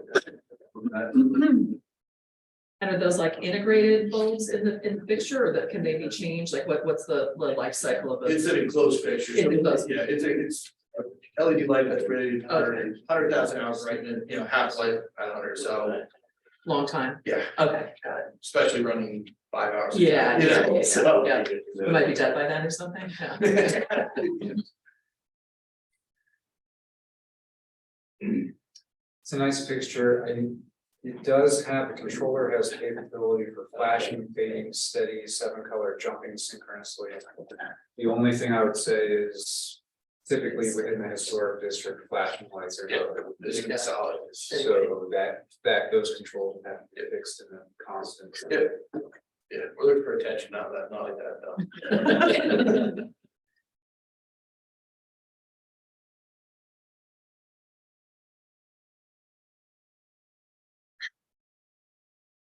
Have you done anything else locally like this in our area? Not really in this area for Okay. lighting. Okay, just curious if there was some reference with it. No, not really. Mostly we've done for city screen and things like that. Okay. And that's mostly just for signage, you know, Right. put on the building and Got stuff it. like that, but not Okay. really anything for this. It's basically considered, it's called a wall washer, basically, Yeah. what this is. Right, Yeah. right. So, How will it? Is it that powerful? I'm curious that. Will it wash the whole facade or how far down? so the main, so actually, there's an intensity brightness for the cone. So basically, as it goes down, it loses intensity. Yeah, It loses right, intensity. right. Yeah. So basically, once you get down, I would say once you get to like the middle of the head, it really is gonna start to wash a little bit less. Because the main part is the intensity is so high when you have all of them together. The main hope and the top of the head is probably gonna be the main focus of the light. You will be able to see the bottom, but it's not gonna be. It's not gonna be Right. daylight down there. Right. The main thing is gonna be, the main brightness is gonna be up around the hope and everything like that. The middle part of the brain, the head, I would say. Thank you.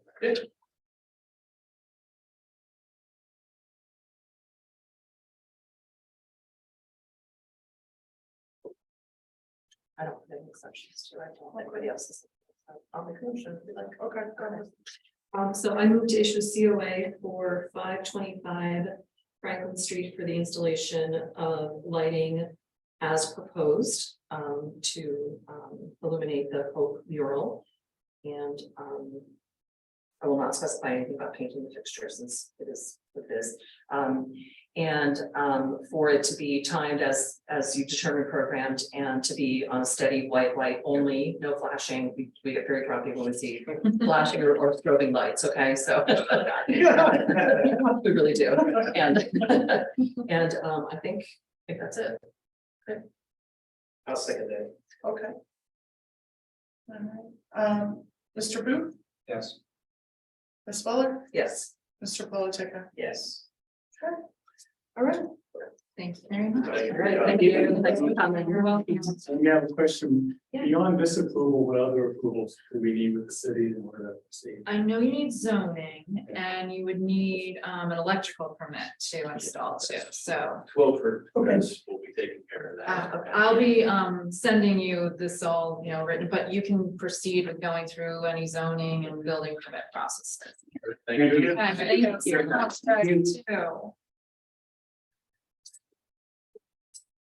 All right, 353 North Fifth Street. Right. You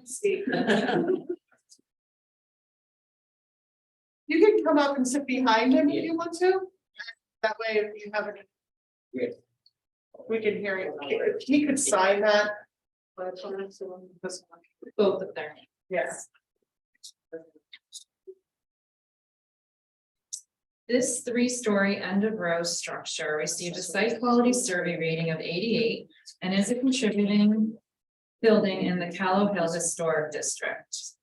The structure features the original scallop slate mansard roof, the third floor dormer with wood detailing in the gable, a brick facade with a corbelled cornice, and the original first floor storefront with a recessed entrance. And tonight, just tell me if I'm going too fast. Tonight we are reviewing the proposal for the installation of, I wrote that wrong, it's three, I'm sorry. Three black gooseneck light fixtures above the first floor storefront. Installation of a recessed light and emergency lighting at the ceiling of the recessed storefront. And because the applicant wasn't here, I'll read the Secretary of the Interior standards again. The Secretary of the Interior standards that apply to this project are number 2. The historic character of a property shall be retained and preserved. The removal of historic materials or alteration of features and spaces that characterize a property shall be avoided. Number 5, distinctive features, finishes, and construction techniques or examples of craftsmanship that characterize a historic property shall be preserved. And number 6, deteriorated historic features shall be repaired rather than replaced, where the severity of deterioration requires replacement of a distinctive feature. The new feature shall match the old in design, color, texture, and other visual qualities, and where possible, materials. Replacement of missing features shall be substantiated by documentary, physical, or pictorial evidence. Okay. He has 3 minutes to explain. Okay, Just gonna give them instructions. What else are you doing? Ok, respecto a la luz, yo tengo la información que ya me envió. About the lighting, I have the information that you sent me. Okay, good. I sent, okay, yes, I sent him the links, a couple links. Yes, showing more commercial style light fixture than what he was proposing. Okay. Pero es de que se encarga de la electricidad. He's the one that's in charge of the electricity. And entonces yo lo que necesito es, así como ella me mandó todo, me dio todo escrito para yo terminar con él. Porque yo quiero terminar con mucho tiempo esperando. Yes, I just need that information in writing because I've been waiting a long time and I really want to finish.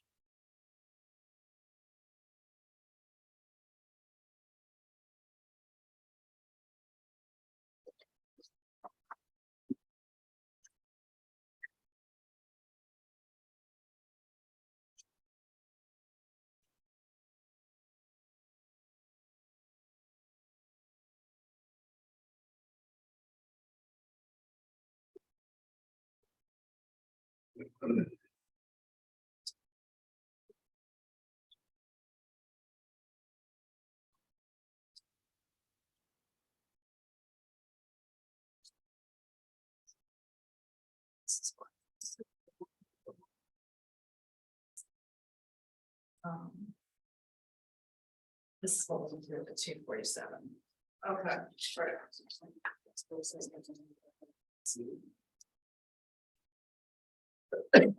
And I did tell them to look, I believe they looked at, you looked at 247 North Fifth Street, I showed you to look, I told you to look at those lights. Yes. That's one of the links in here, right? Yes, Yeah, yes, okay. or some is similar. Okay. That, this is what was approved for 247, and then I sent you the links. That would be appropriate. Yeah.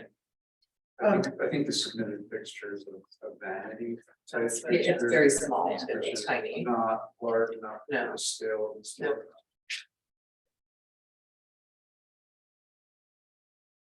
And I did put all of those comments in writing to Mr. Price. Where's the location of the emergency light? It is, the emergency Ceiling. lighting is going to be installed first in front of the recess. Yes, only inside the store, the emergency light gonna be first. But this is out, you said it's outside. Yeah, yes, outside, yeah. Close to the van. Closest to the street. A street, So okay. in case it's a blackout, so the emergency light it will go on for safety. Is that required? Who told you you had to have that? The- Mr. Jeff, inspector here. It's electric, okay, Okay. okay, all right. I mean, Just making sure, yeah. I guess we don't typically- and even team warning from before, every commercial place, you gotta have it. Just they have to have it. Yeah, I mean, just to make sure, right, I think it would come to all employee. I'm sure it's pretty standard. There are different ways of doing it. You can wire the exterior lighting to a normal emergency circuit so that when the power goes off, it still has a source of power. Yeah, I get that. I just have always seen them on the inside of a property, not the outside of a I mean, property. this is a way that exterior emergency lighting is installed. Yeah. So everyone matters that. I never seen it outside either, I didn't recall. only I've been doing it like for almost 10 years, even when team warning before, Jeff.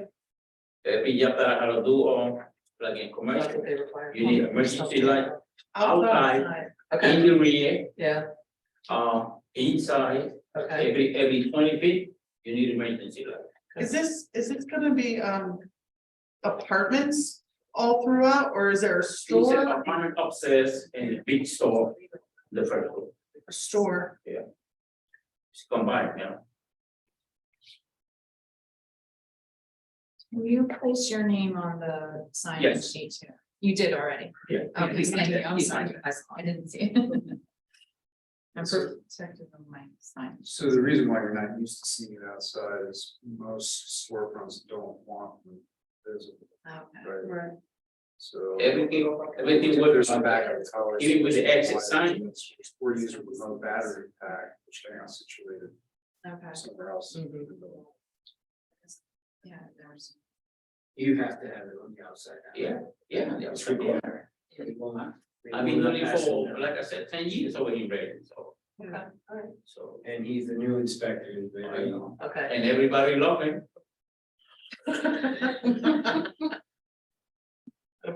Love it, inspectors.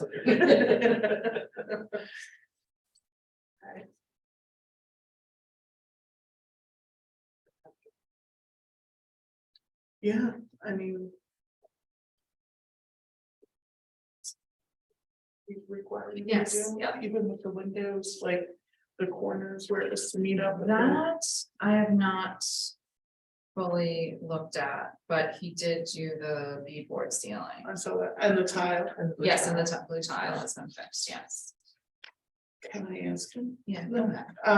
One of the requirements, that we had put in the last time he came in front of us was to.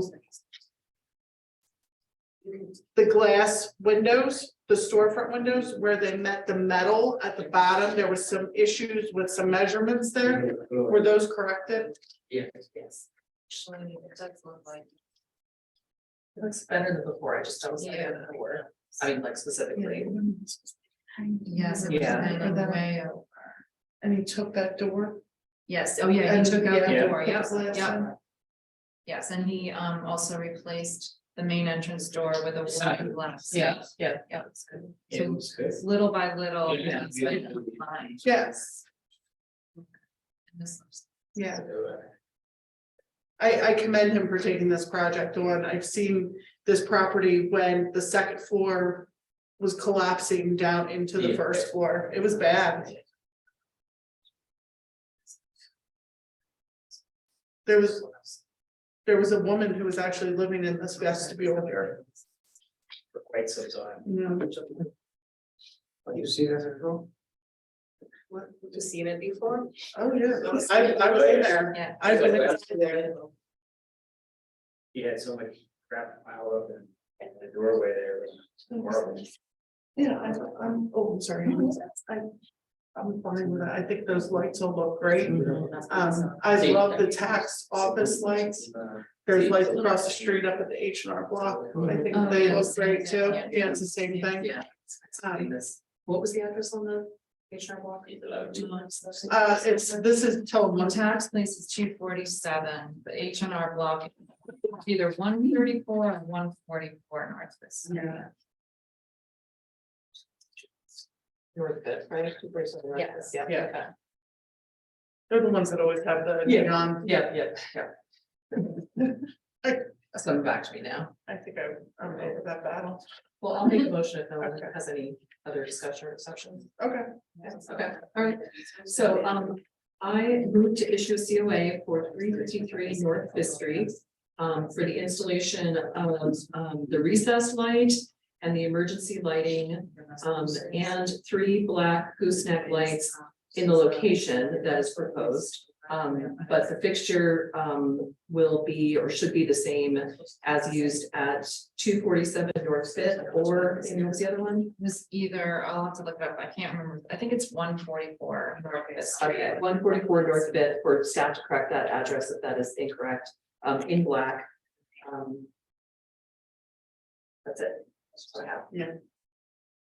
Someone will second that? I'll second that. And, Mr. Booth, Yes. Mr. Politega, Yes. Ms. Weller. Yes. Okay, thank you. Thank you. I'll send, or you can work on finding this light, but it has to match this light from 247 North Fifth Street. Okay? Thank you. God bless you. Thank you.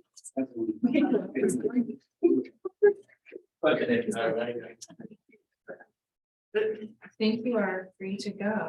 Thank you. Thank you. Thanks for waiting. I was to finally see you in person. Yeah. Thank you for hanging in. Thank you. Okay,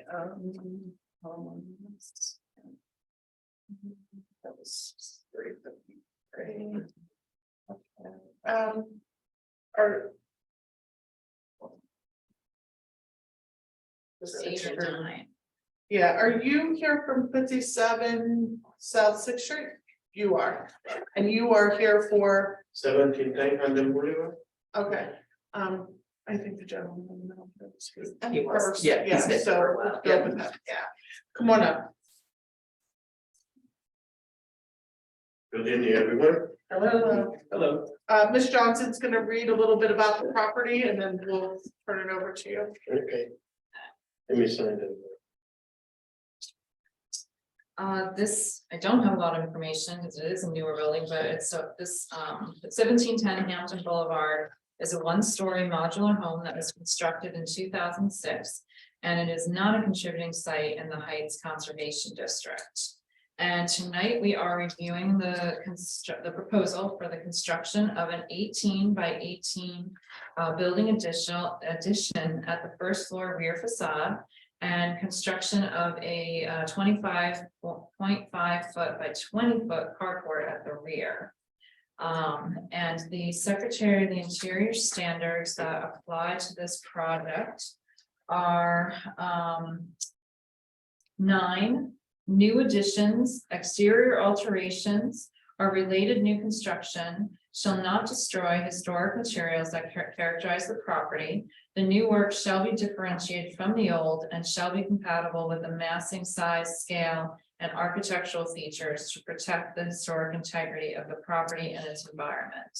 And number 10, new additions and adjacent or related new construction shall be undertaken in such a manner that if removed in the future, the essential form and integrity of the historic property and its environment would be unimpaired. That's it.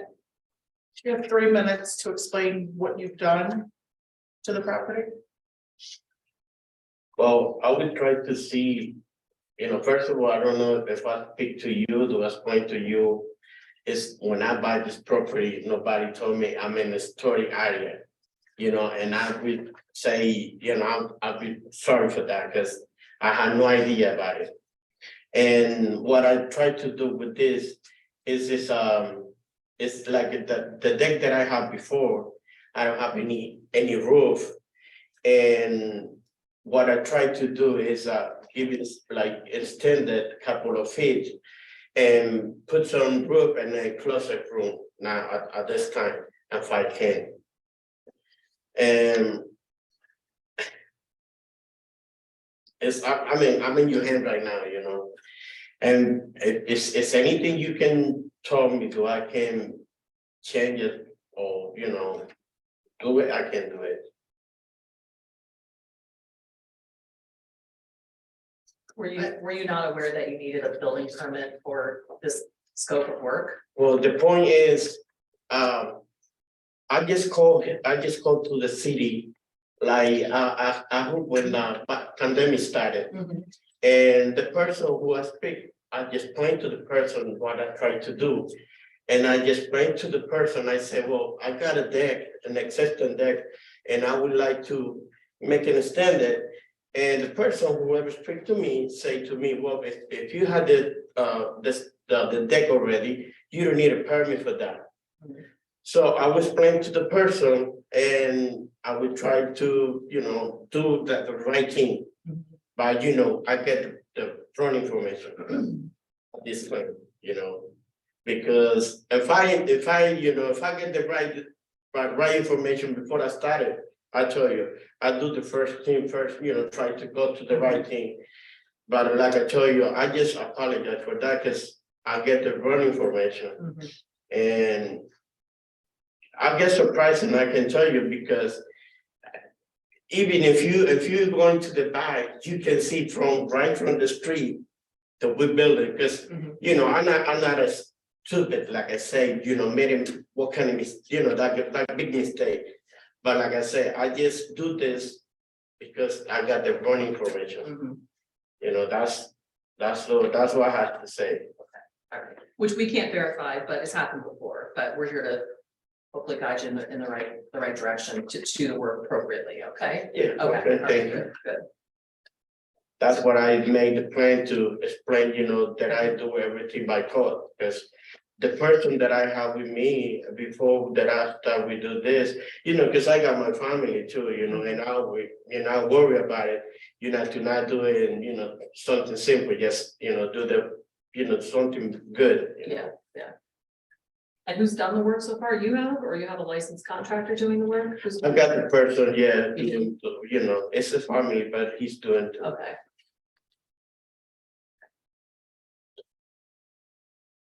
So is the room, is it like, are you putting like heating and air conditioning in that room, or is this like, is it actual living space, like you would? No. How are you finishing it out? I'm just kind of curious, like how you're using it. Okay, so what I try to do is put the windows just to, not with not talking about put an AC. Okay, right, okay, it's just to have some ventilation with the windows. Yes. All right. Like a To sun, look nice. like a sunroom. Like a sunroom, yes.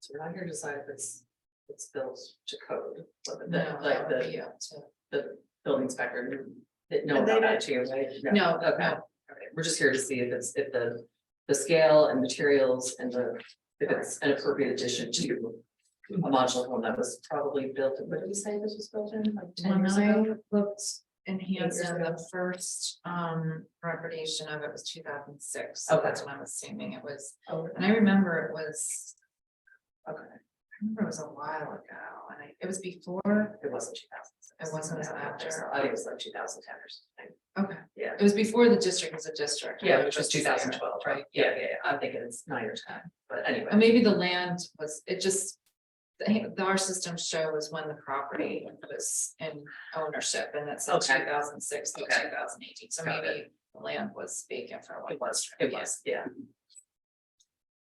When did you start them out? I didn't, actually, building and trades found it and put a stop work order on it. And then they alerted all of staff to the work that was going on, and then the review processes started. Did building and trades say that this was?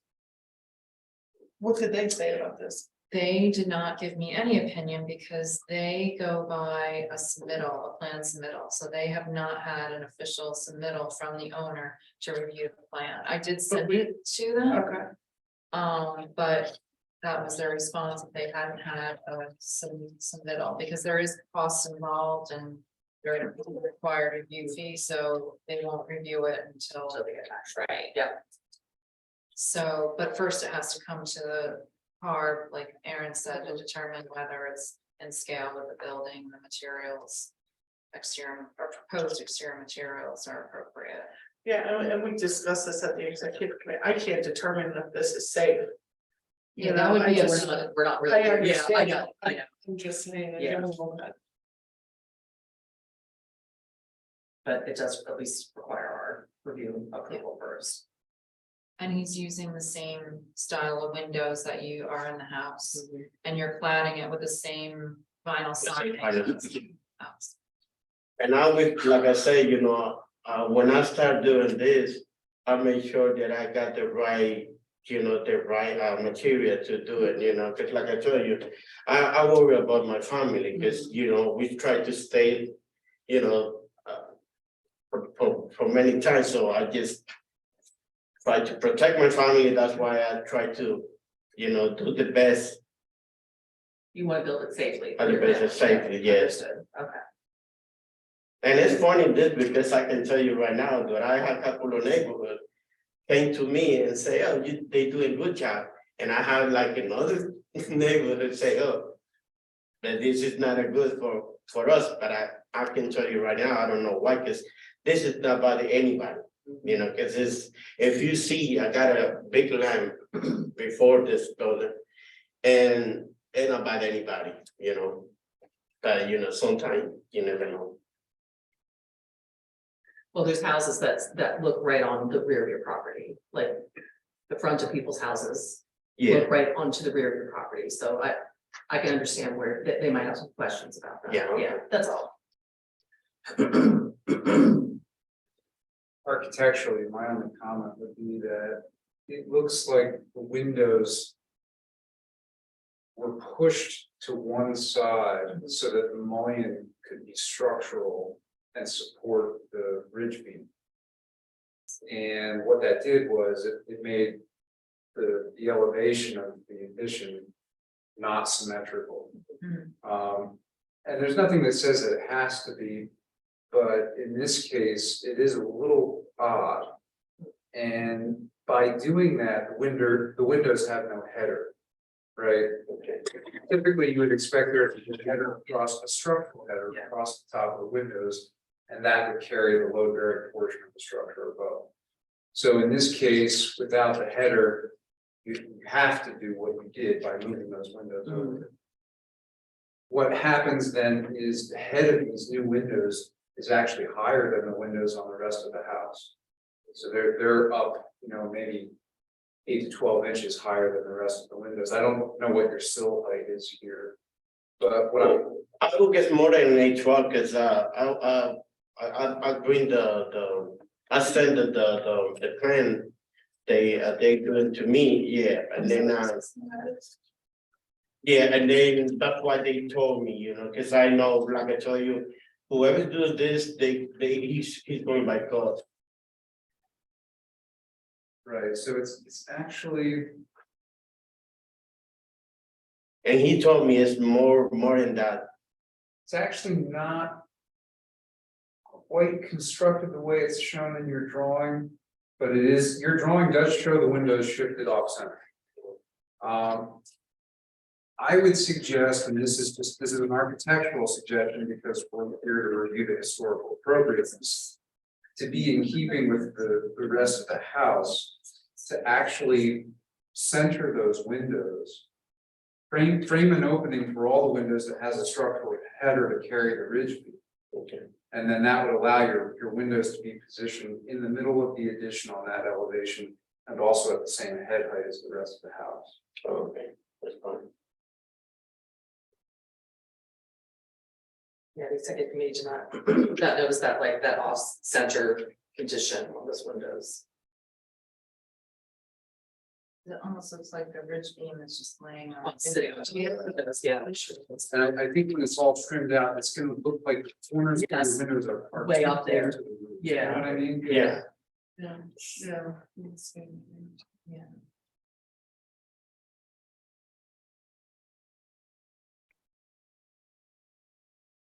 What about the condition of the, like, the decking, the framing below the addition? I mean, below the room. I'm not sure how that would be finished out. Would we ask them to paint or wrap those beams? And then, but I think I'm looking at like the flooring of the decking there. How to best finish that out, because it does just look like an addition on the deck. Looks like a deck. It's get cut off. I mean, Well, those probably would, but just in terms of like how that gets finished, like with siding and then underneath, is the board concerned about what that may look like? what are your plans underneath there? Well, I'll be honest with you. After that, I will try to do it in like how they call it, it's storage. Yeah, you know, but you know, like I say, I will try to do, you know, step by step. Put siding and stuff around? I'm gonna put siding, yeah, siding and the same siding of the house, that's what I tried to do. A door, Say it again? a door to get in there? Oh, yeah. You know, try to see like the same siding of the house, that's, Oh, enclose the lower Yeah. area? Oh, Would there be a floor constructed on that level?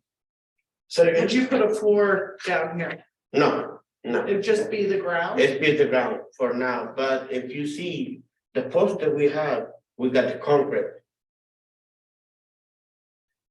they're in The posts concrete. are in. Yeah, the furniture, yeah, at the post. And like I tell you, try to, you know, doing something safe. Moisture in there. Well, it's not part of the application, so it's. I remember, there was another property in the Heights District where they were extending a deck on like a first floor level like this. And, and the board had approved, applying like vinyl capping or aluminum capping, so the underside, maybe painting some of that too.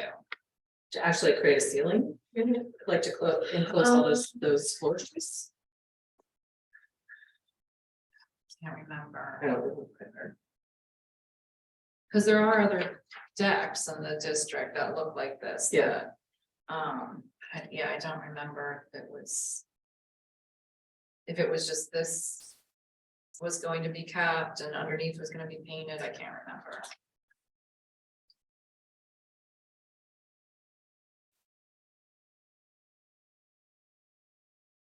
The drawing is still identifying material.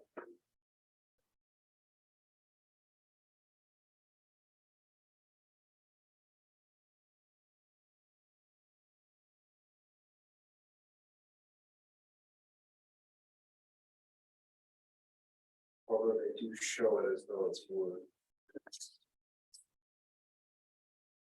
Exposed wood.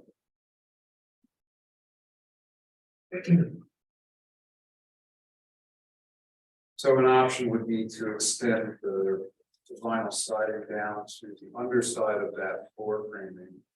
And then build soffit, vinyl soffit on the Okay. underside. Okay. So the only portion in that case that would be exposed would be the lateral beams of the column. And the columns, the supports, yeah. They could be painted. That's what I'm thinking, yeah. Just something to kind of visually conceal that underside.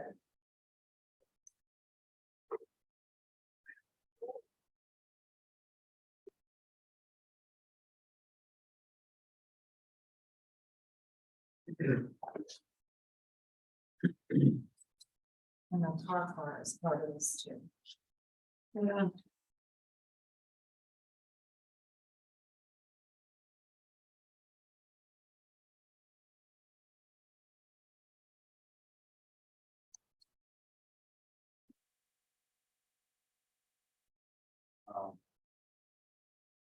We had some discussion about the terminology in chapter 295 versus chapter 600.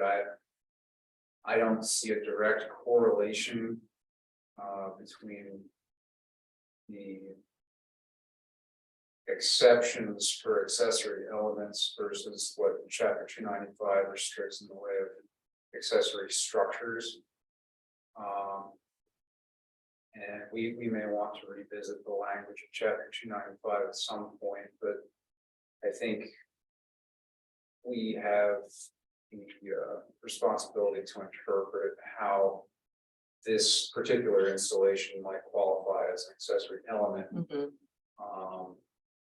It is somewhat temporary in nature, right? So this could easily be removed from the property without impacting the primary structure. So in that regard, perhaps it could. We have approved temporary installations with the time frame. They become difficult to track over time, but that is something the board has done in the past. On that scale, something of that scale. Like handicap Handicap, ramps. right, exactly. Oh, I see. Yeah, that can be Okay. removed at the, at the time of like property transfer or, Or sheds. yeah.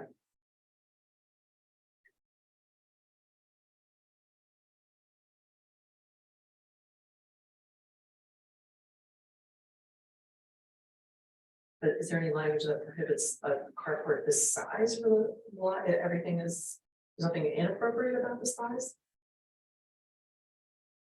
Not on our Right, end of things Right. or in the zoning ordinance, it just fix what the maximum dimensions may be. It's on the grass, it's not on the. This color here is on the grass, right?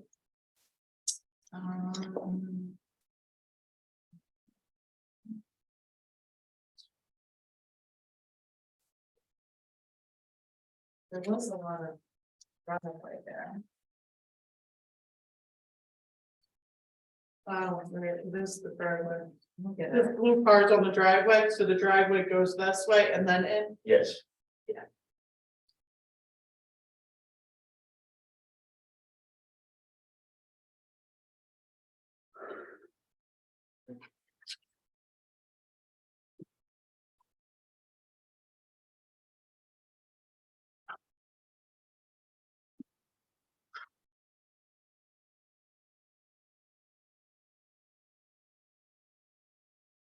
I don't know, it is kind of a gray area. yeah, When you think about. If there's nothing to stipulate against something like this, what would stop someone from installing like a surface tent in their backyard? yeah. Keeping it up on a semi-permanent basis?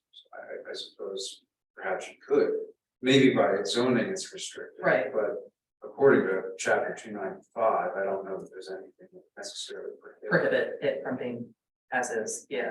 So this is something that we could say okay to, but zoning might say no. Right. Well, the last time when I speak with somebody from Sony, to explain to, because they came to me and say to me, it looked like a garage, and I said, no, this is not a garage. And they told me,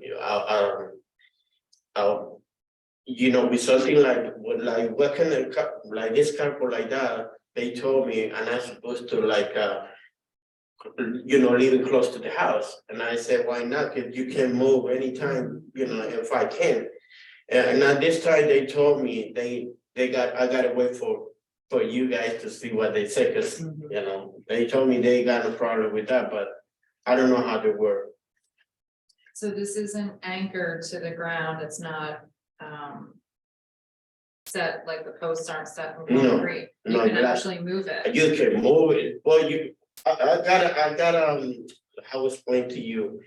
Do I secure it, do I secure it on both sides, as just in case? With what? With this like a Pin? paint, yeah, it's a big paint like that, Like a to, tent, when you put a tent in the ground. yeah, something like that. And but like I say, if I want to move in the future, I can do it, You just pull the pin out. Put out and then move, yeah. And, sorry.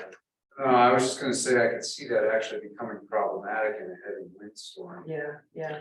Yeah, that's why I don't know if you see, I send the pictures too. About the company, whoever built this cardboard, it's not like, like a simple cardboard. This is, well, when I speak with this company, they was planning, do we have snow?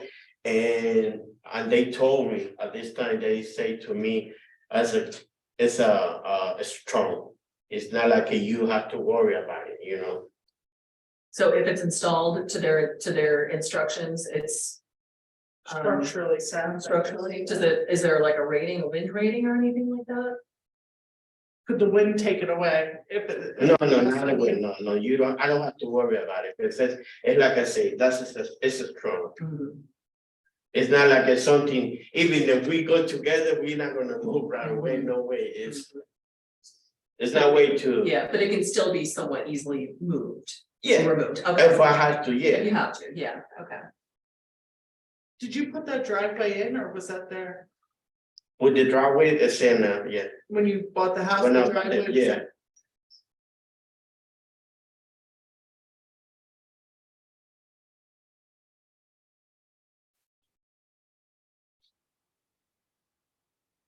The only reason why I buy for this is because, I worry about the snow, because it's not easy, like me, I wake up early every day, like at 4 o'clock in the morning. And, 10 outside to clean your car, it's hard for me, that's why I made this decision. But like I told you before, I didn't know anything about this area, because when I bought this house, I never know, nobody told me this is a historic area, and So that beautiful mansion across the street didn't clue you in? Did you buy it from I forget if I asked you if you bought it from a realtor. from the You realtor, did, yeah. And they didn't tell you. No, it never told me. It never told me. And then the other day, as soon as I get this letter, the notice for I just called the person and I said, why did you never told me about it? He said, well, it's not in the paper city and he said it's not way to know if I not call here and ask. I said, well, you should be, they should be told me, because like, I can tell you right now. When I heard You the wouldn't story, bought it.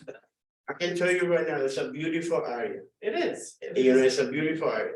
And as soon they told me it's in the story, I said, oh my God, I can't believe it that happened to Hey, me. you're not restricted as much as they are in other historic districts in the city. We all live in a historic area. So we know it can be difficult. Your area is a little more lenient with things than other historic districts. You're a conservation district. That's the only one in the city, correct? Yeah, conservation.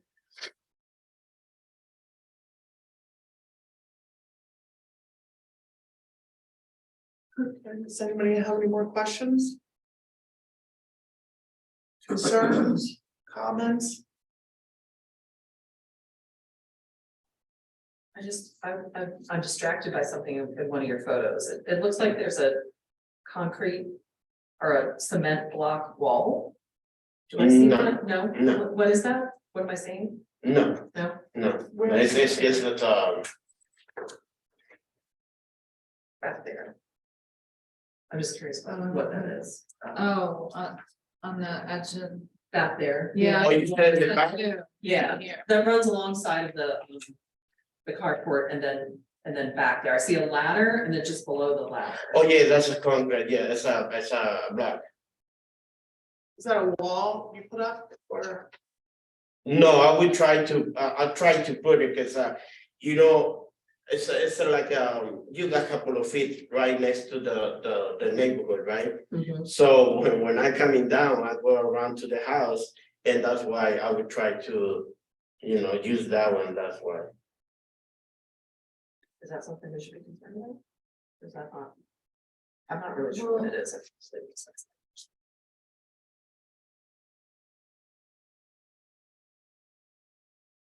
Was it there, or you built it? No, it's just It was there, there. Is it? I will fix it now, you know, I will try to fix it, because it's like a wood. retaining.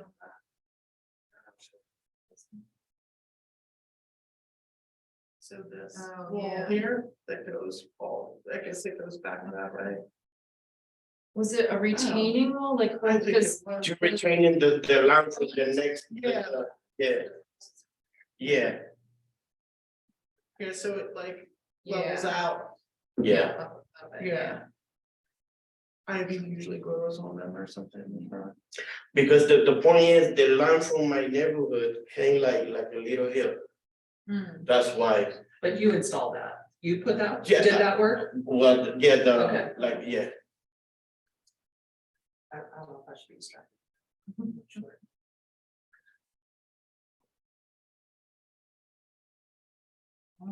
See it. Maybe. Maybe not, they can see it. I can't see it from the front. I was just curious. Picture.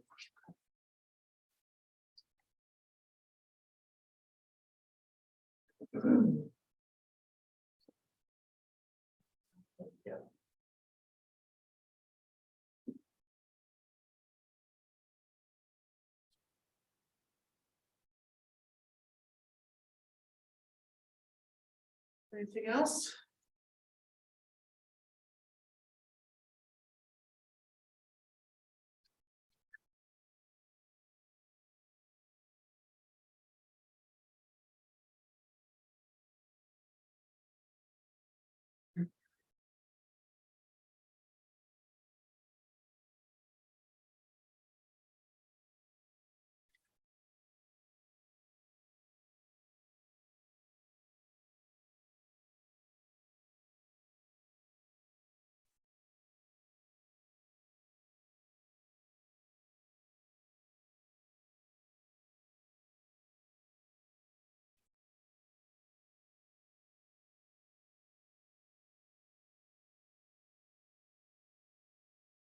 Someone want to make a motion?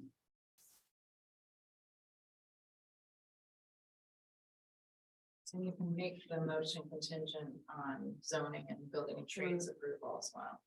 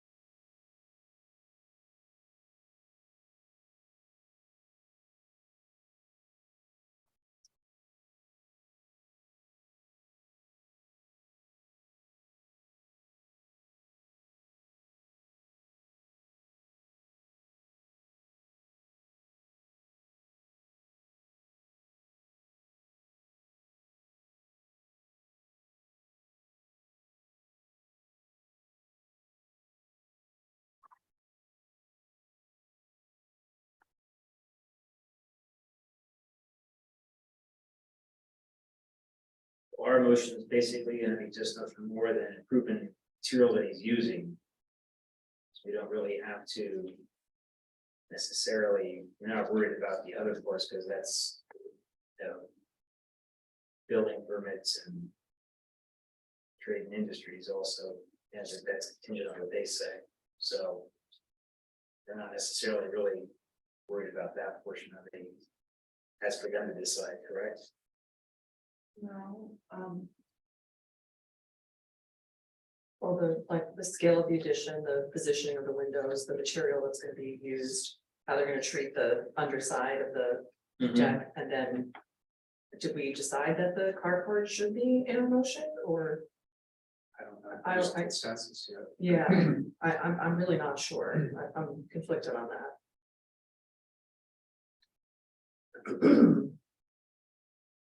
I mean, according to chapter 295, unless it's specifically listed as exempt, it's subject to review for a certificate of appropriateness.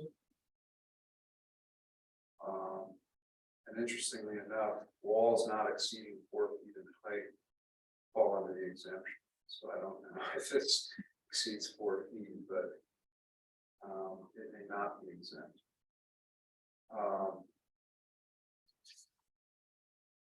I certainly think the wall should be looked at by the code official because of the construction. That's important. It's adjacent property. Concrete,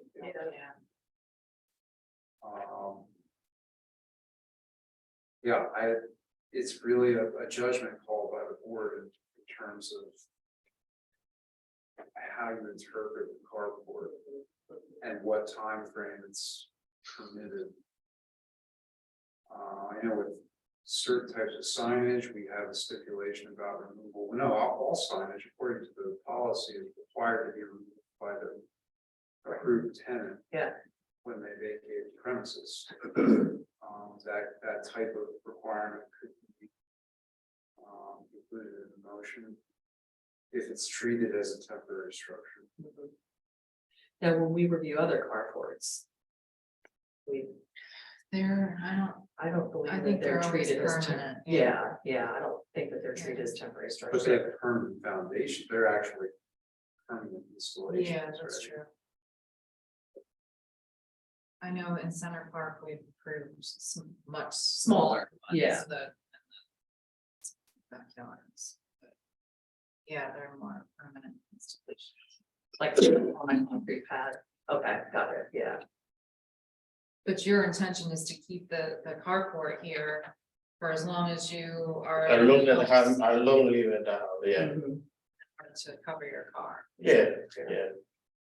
So all we could do then is stipulate removal at the time of So- property transfer, right, sale of property, yeah. And like I tell you, you can go and you can check, it's complete safety. It's not like something that you can, you have to worry, because I can tell you right now, I'm not gonna put my car right down to, to something that I'm not really, Yeah, that you don't think is safe Yeah. or strong. that's Yeah. right, yeah. Yeah. And that's the reason why do I pay a lot of money for that, it's because I know it's a strong, that's why.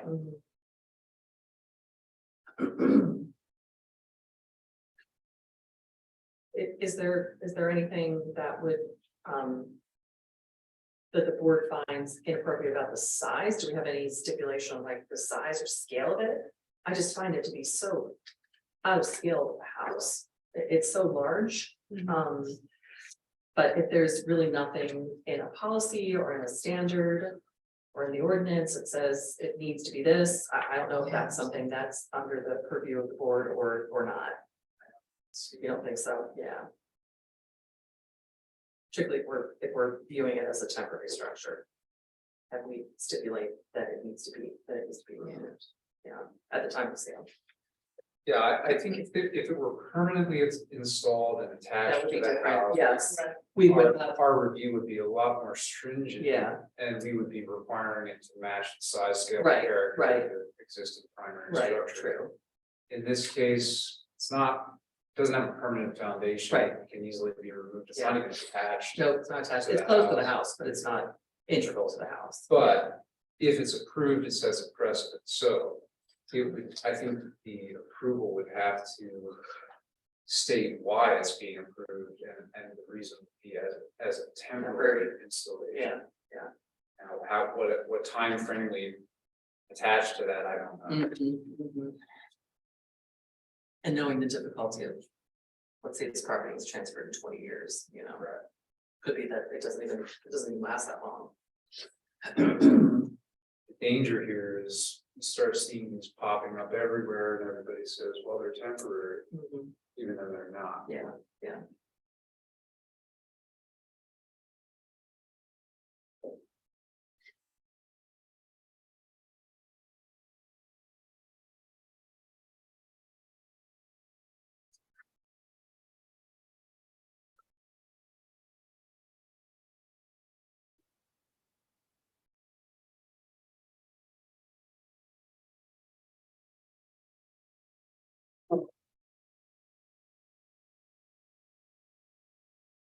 The other possibility is set the time frame shorter and require reapproval.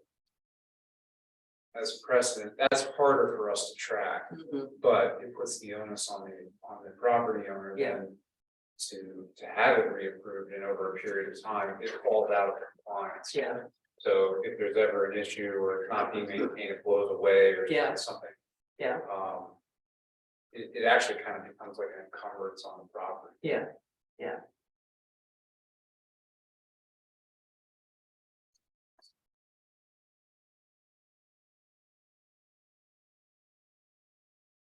I mean, that seems more reasonable, I think, or at least maybe something that we could adhere to more so than this needs to be dismantled at the time of a property transfer, property sale. I don't know what time limit would be appropriate, though. 2 years, 5 years? We have to go back through our records to check. I'm not sure what timeframes we put on things like that. I know we have done that, but like you said, I can't remember.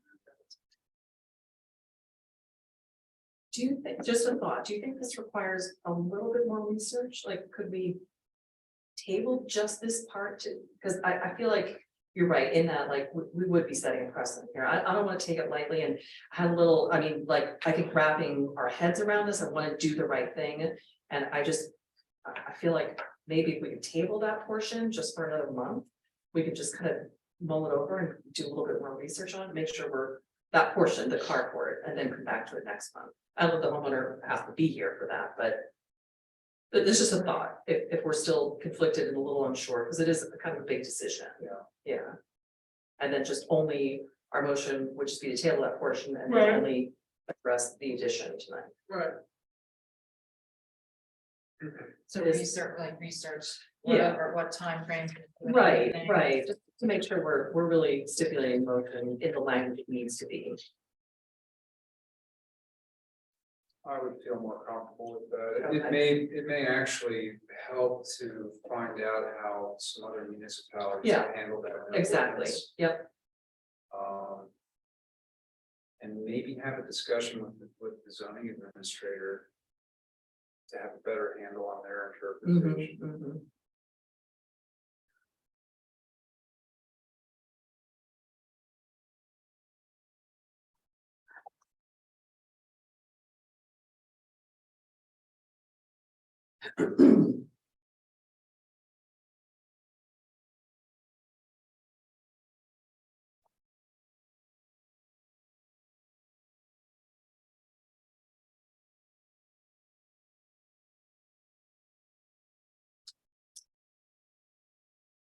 And I would make a motion on the addition, but I don't feel like I got quite the language right relative to the windows or how to finish that under structure. Well, someone else feels a little bit more qualified to do so. Not many years. Well, for that portion, I think the motion would be to approve the installation as proposed, with the exception that the windows, I'm not sure of the orientation here, but on the gable end would be centered on that elevation and moved down in order to accommodate a header, a structural header that carries the ridge. It's the western. Yeah. And that the other windows on the addition then would be installed at that same elevation. Okay. And that siding would be brought down to the bottom of the floor framing. And that the floor framing would be covered with soffit material, a vinyl soffit material, Underneath. that the beams will be cut back to align with the face of the addition.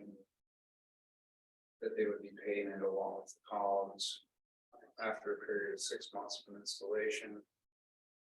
Or wrapped in aluminum, I painted aluminum, would be appropriate for the existing house. But that that enclosure on the ground level would not be part of the approval. And would have to come back with as a new application to the HARB. Right.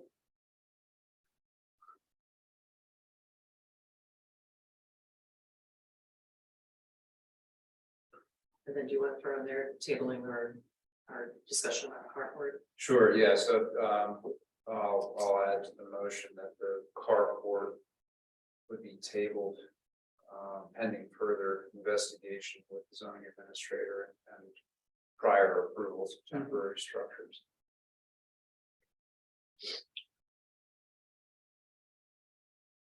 Sounds great. I would happily second that one.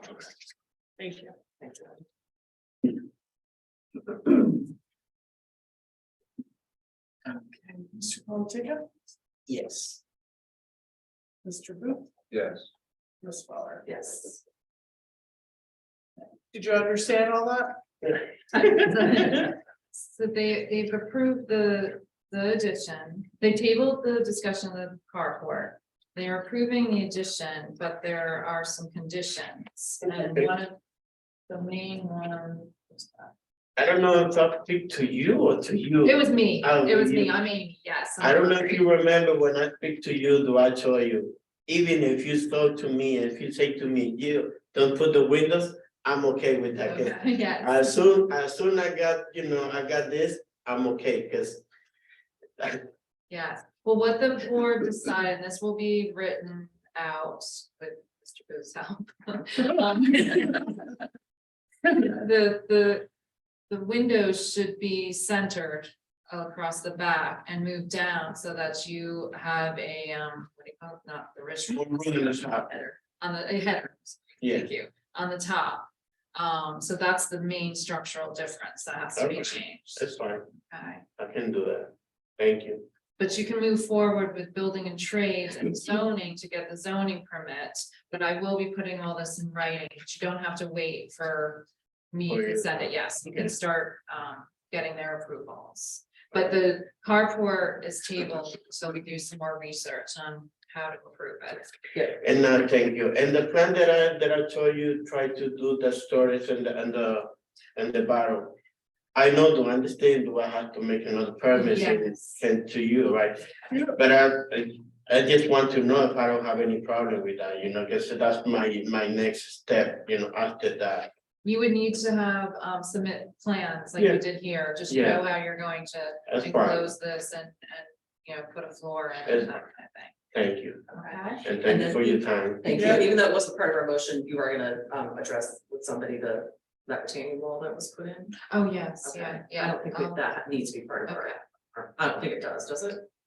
I don't know, Yeah. I can't tell how high What it is. There's not enough Yeah. information Okay, there. okay. I But definitely think maybe- it should be looked at Like by a the better code. building. Yeah. inspector. And it's fine covered with the siding at the front, right, at the hole in the, at the sides. Yes, yep, you Okay. can use the siding and you Try can put this, that something yeah. else, And yeah. I will paint before I started do the first, the floor, I'm gonna paint the posts and, try to finish. Get it, keep it some Okay, beautiful like that. But remember, And- before you pick up a hammer, check with Amy, okay? I tell you, that's not gonna happen. And it's like I tell you, do I do this because I got the wrong information? That's the only reason, because I like to do this trick, especially when I live, with, like I told you, an area like that. Well, thank you. Thank Thanks for you. coming. yeah, All right, thank you so Thank much. you. Oh, about the cardboard, so I'm okay with that. Well, What we had, when we say table, that just means we've delayed our decision, we're gonna do a little bit more research, okay? You don't have to do anything in the Do next, anything, okay. yeah, we'll let you know. Okay? All right, thank you Okay, so thank much. you. Have a good night. Thanks. You too. All right.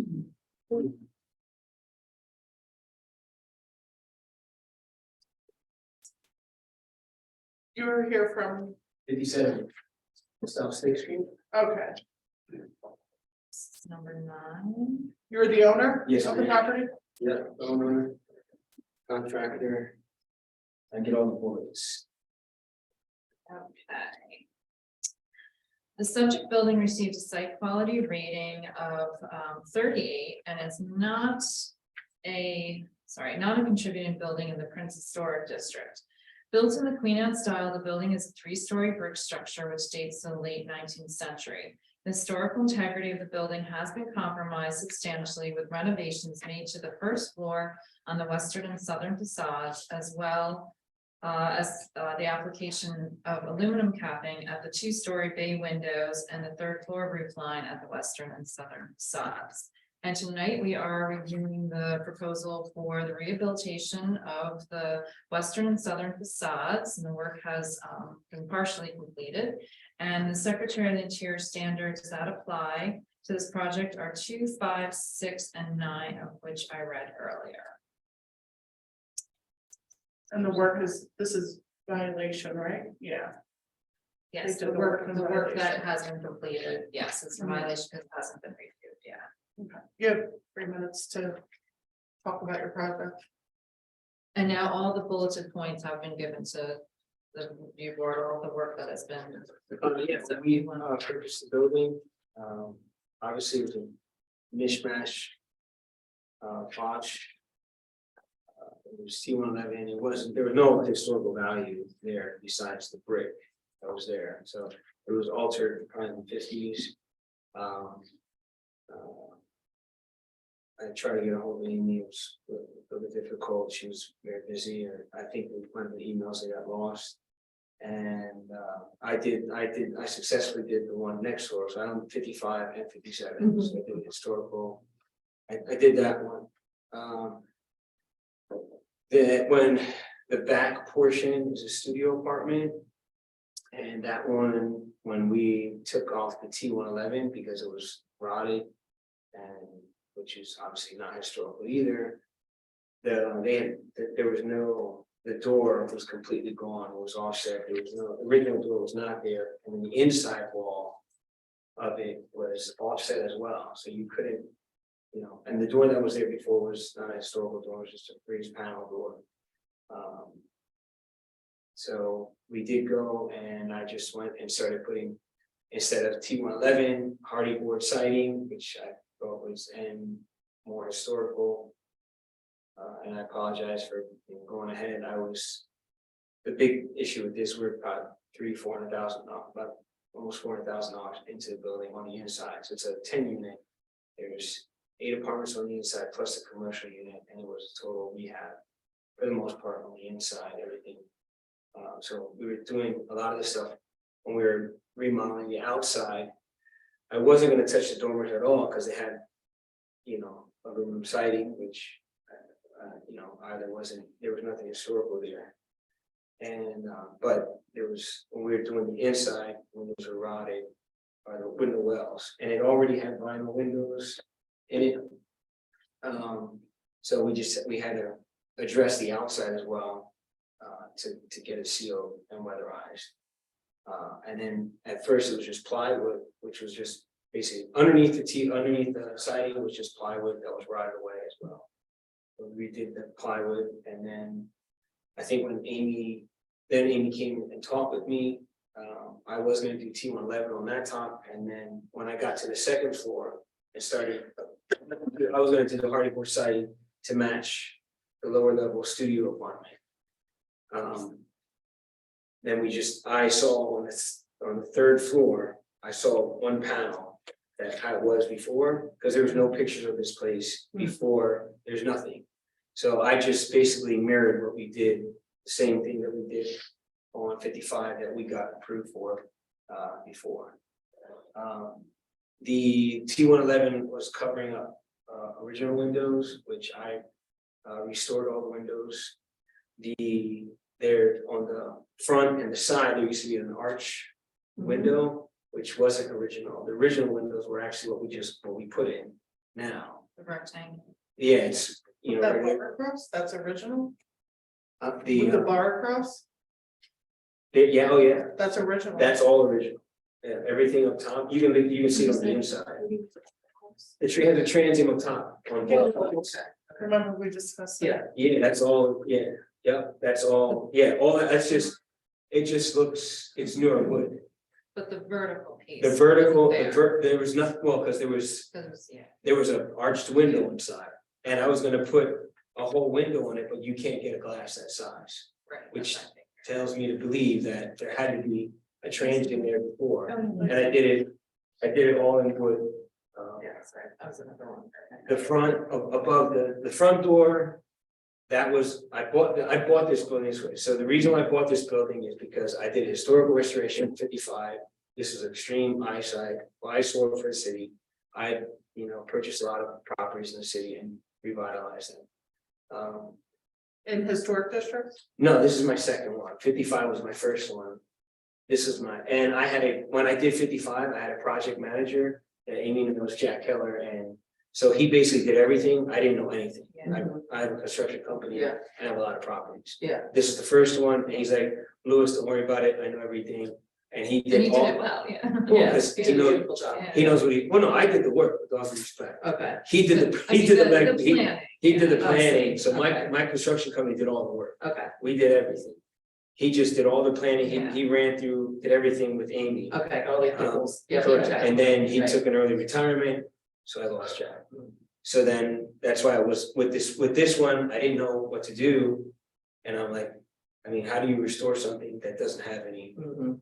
historical value? It's all the T-111. Yeah. So I tried to do the best that I could. Especially with the storefronts and everything else. Where the studio is, that small portion of Hardy Board siding. I mean, you couldn't even rebuild the brick because it was all set from the interior walls. They did that, whenever they did the T-111, they chopped the whole, I mean, I had to structurally. Re-support all that before I put the T-111 and the framing for that. Mhm. The roof line was there when I bought it, all I did was continue it because there's a ladder well. That goes to the two Yep, basement we see units, that. so I did that to protect that, so I wouldn't continue with water in there, and then I just. All I did was continue the same roof line that was there previously. And then upgraded the materials, instead of plywood underneath, I put it's a hardy board. Yeah. panel. Well, and I think you're demonstrating that your intent is good, but I think there's also been a demonstration of moving forward with work that hasn't been approved, when you're well aware of the fact that that approval is necessary, and the board could have given you some guidance that would give us results different from what we're seeing here, unfortunately. And I think that our discussion is gonna have to focus on what's been done, what's not appropriate, and what the board believes needs to be changed based on this. We appreciate the fact you've taken like an eyesore that got butchered in the 70s, and there's no question that as a whole, it looks better, but it's all in the details, and I think we see things like the this second floor pent roof getting extended. It's got different heights based on, I know you, and I think a different depth as well based on what it's covering. And the use of the hardy siding as well. I think the board may have some issues with that. Yeah, so we understand you're doing, you did a beautiful job at the adjoining property. It's definitely improvement, but I think there are a lot of details we need to review and advise if it's appropriate. And as well, just like you probably heard a theme here, like I understand if there was some communication or some emails that were lost, but I think it was pretty clear. You've already been before the board for some of the work, and you still continue to do additional work. So that's what we're just trying to understand, what was done and what is appropriate with that and what isn't, and make our decision accordingly. So I just want to make sure we establish that. There's also a door that was blocked. You bricked in a door That was there? blocked before me. That was all T-111. And then in front of that door is exhaust for the boiler. The Okay. boiler is actually underneath the paved sidewalk. So there was no way to put a door back there because there's pipes from the boiler sticking out. So you couldn't use it as an net. So that's why I just infilled it with brick. It was an original door, but there are pipes, like exhaust pipes in front of it. Yeah, they're right there. Yes, yeah, he bricked it in, right You here, bricked the door. Yes, ma'am. Okay. Yes, ma'am. and then the exhaust pipes are right. In front, it's not, and a lot of these, the dumpsters cover. If the pipes weren't there, I would have gladly left the door there. He bricked in that. Anything that I found that was original, I kept it original. And anything and everything. So that was a door that was there, but on the interior, you didn't see a door there. right? No, there was. Oh, it wasn't? After, well, on the interior, it was all framed.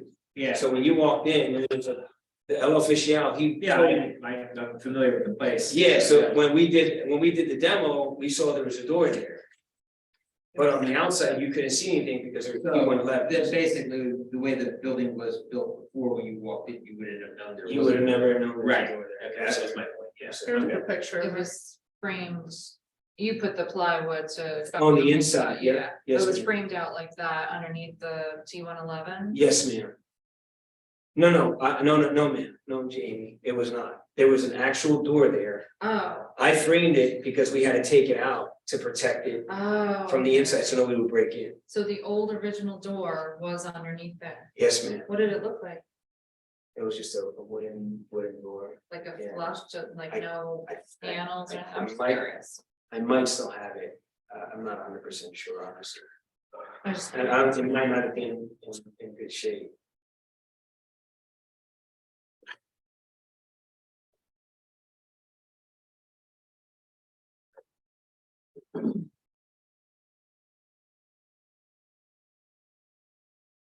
Should just break it down front to back.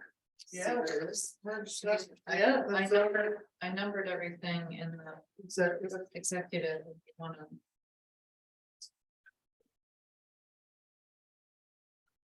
That one. Let's start with the removal of the aluminum tube on the inside. It's a good thing, Right. now that that was not historic or appropriate choice to climb that building. Extension of the existing first floor roof overhang that currently ends beneath two-story bay windows.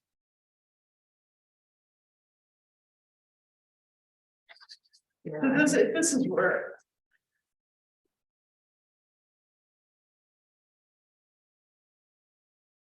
So the roof after the bay window on the south side was continued.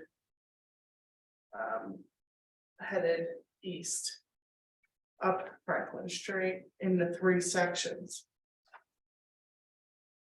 Right, the previous approval was to re-roof that. Yeah, Yes, okay. before So the he board bought the approved, building, the right. board had approved Okay. re-roofing it, But yes. it terminated Not at the, extending. Yes. it terminated at the bay. Right, Okay. exactly, yep. And probably anything that may have mimicked what was a roof line previously may have just been where the T111 ended and had to be sealed. Is that what you believe, Amy? That's what I believe. Okay. So there's no evidence, and I don't know that a building like this would likely have a complete wraparound. pent roof. It did not. Yeah, I can okay. tell you that. Yeah, I question whether or not the pent roof in the front and the wrap around the side was original. None of that was. Yeah. It wasn't, No, yeah, absolutely yeah, not. yeah. So the extension of something that wasn't original, that you believe to be not original, and Amy has validated, is problematic for the board to continue something like that. I realize you wanna have like literally a roof over your head if you're going into a doorway or something, especially for a rental Or apartment those steps. or those steps, but extending that roof, particularly doing that section at a higher elevation, is it deep? Does it also extend out a little bit farther than the rest of it? No, it doesn't. It's higher, This is my concern is that, yeah, it's higher here Yeah. and then it lowers yeah, towards the right, back. right. No, it's all, it's just where the well, yes. In other words, the back is The back- exactly the same as the front. The only thing that is different is The that, pitch is not as. no, it's exactly the same, man. We took it's the same molding. Yeah, it's the same from the, I can guarantee you that. So in other words, all we did was, let's say, continue the whole thing across and where the bigger ladder well is to go to apartments, it kind of wouldn't have made sense to continue that, because then you would have a roof that is only covering 2/3 of that ladder well. But that section is different. Yes, ma'am. Yeah, okay. In that's- accordance with what's underneath it. Okay, I think there was a misunderstanding. Yeah. It's different. Yes, ma'am. Yeah, okay. But the rest of it is all the same. So all I did was continue the non-historic feature that was already on, so that it would look more aesthetically pleasing versus having it only on half of the building Got it. and then the rest of the building not having on it. Okay, I made a judgment call, maybe obviously a bad judgment call, but I thought it would look much nicer if it's there. I mean, we can't get rid of it.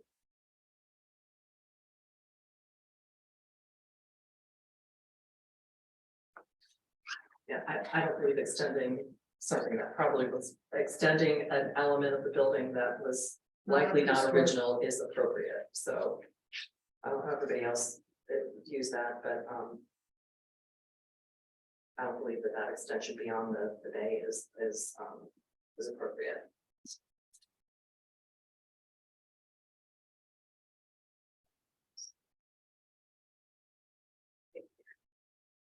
So this.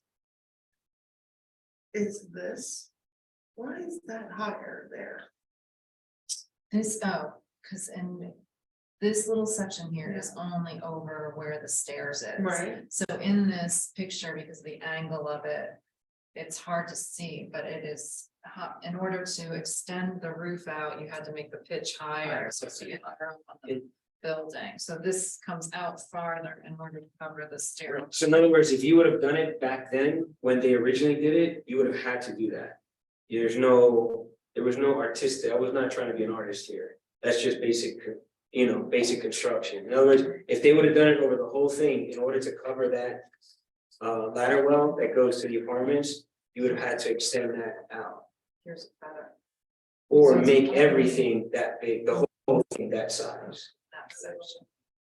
And then the rest of it is the same as. Yeah. Yeah, the extension from the front to the side, yeah. Also, that roof appears to be like interfering with the pattern that went up those windows, those original. Yes, windows. I did print out the picture that I took up underneath, but yeah, the new roof is right over the archway. And then the old roof was too, so this is the original. The T111, it was all covered. Yeah, But you can see, now you can see the archway. And we redid, we brought the arch back and I repaired all the windows like we did in the front. I saw that you had. So anything that was just like in the front of 55, we remade all the windows. I did the same thing with, this one as well. We made the archways and the windows to keep it historically accurate.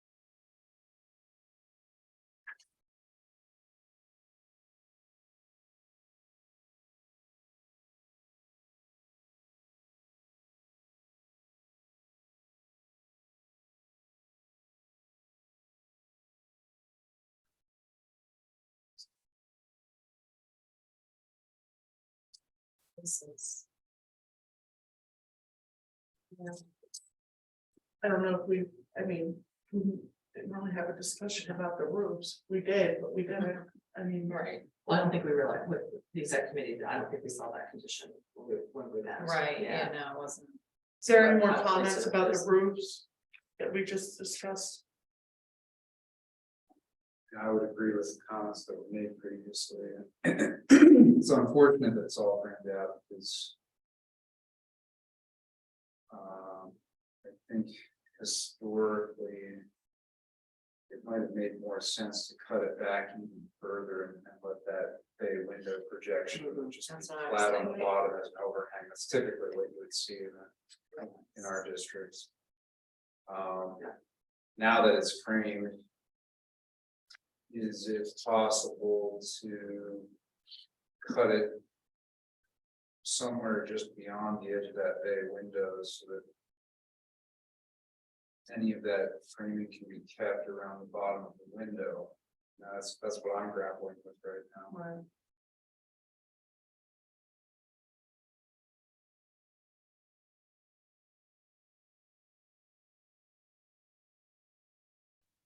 It is still covering portions of the arch of that window.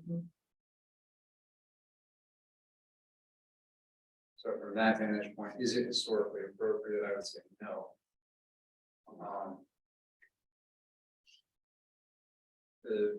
Although the Penn Eve is an existing condition, given the extent of these, I mean, this is a big project. This is a holistic renovation, right? So what we should be looking at are elevation drawings of the two sides of this building and identifying the things that are historically appropriate. In this case, I would not say that that's historically appropriate. I don't know if there's a workaround or not. So I just on the, for clarity's sake. I think what we're saying is it would have been better if I just left the T111 on. And painted it. No, that's not what we're saying. No, what we're saying is you've embarked on a pretty substantial renovation of the exterior of the building, right? So that expands the scope of what we would typically review.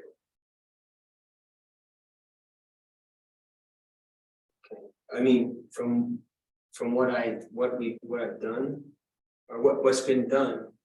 The only thing that was really done was removal of non-historic stuff, which was the T111. And you know, on the whole, almost the whole building. And the only thing The first floor of the building. yeah, the first floor, I didn't do anything, and the second floor. I mean, I did exactly, you know, what's F55, I don't know if you have current, we've done it the way it was done back, and we just used better materials, it's all wood. I seeing people, which is was already approved for 55. Right, but you modified the bay window, right? So the framing at the bottom of that window where it used to be flat at the bottom, now it extends and marries up at the top of the Penn Eve, so that brings that into our scope. That was already there, sir. But in this photo, see how that's flat at the bottom? Oh, yes, sir. That's no longer flat, right? That actually extends all the way to the Penn Eve. Now that's part of our review. Anything that was touched is part of our review, and that's why when we look at projects like this, once you get to the point where you're touching most of the facade or a large percentage of the facade, it makes sense to review drawings ahead of time. This angle's down there, it used to be flat. Yeah. I mean, it was not the way that it was designed before. It wasn't. And I don't know if I'm explaining this well enough. 100%, sir. When it was constructed originally, that was flat on the bottom. That's typical within the Reading Historic Districts. The reason why it's flat is there's an arched window opening underneath that, and it was been built to not conflict with that arch. So now that you've exposed those conditions, you know, the arched window opening is now visible underneath. Right. We need to consider those things in the way it was constructed. Yeah, I got you.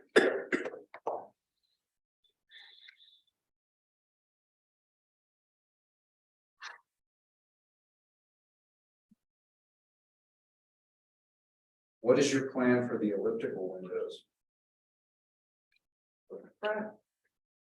On Franklin Street. Oh, the two round ones.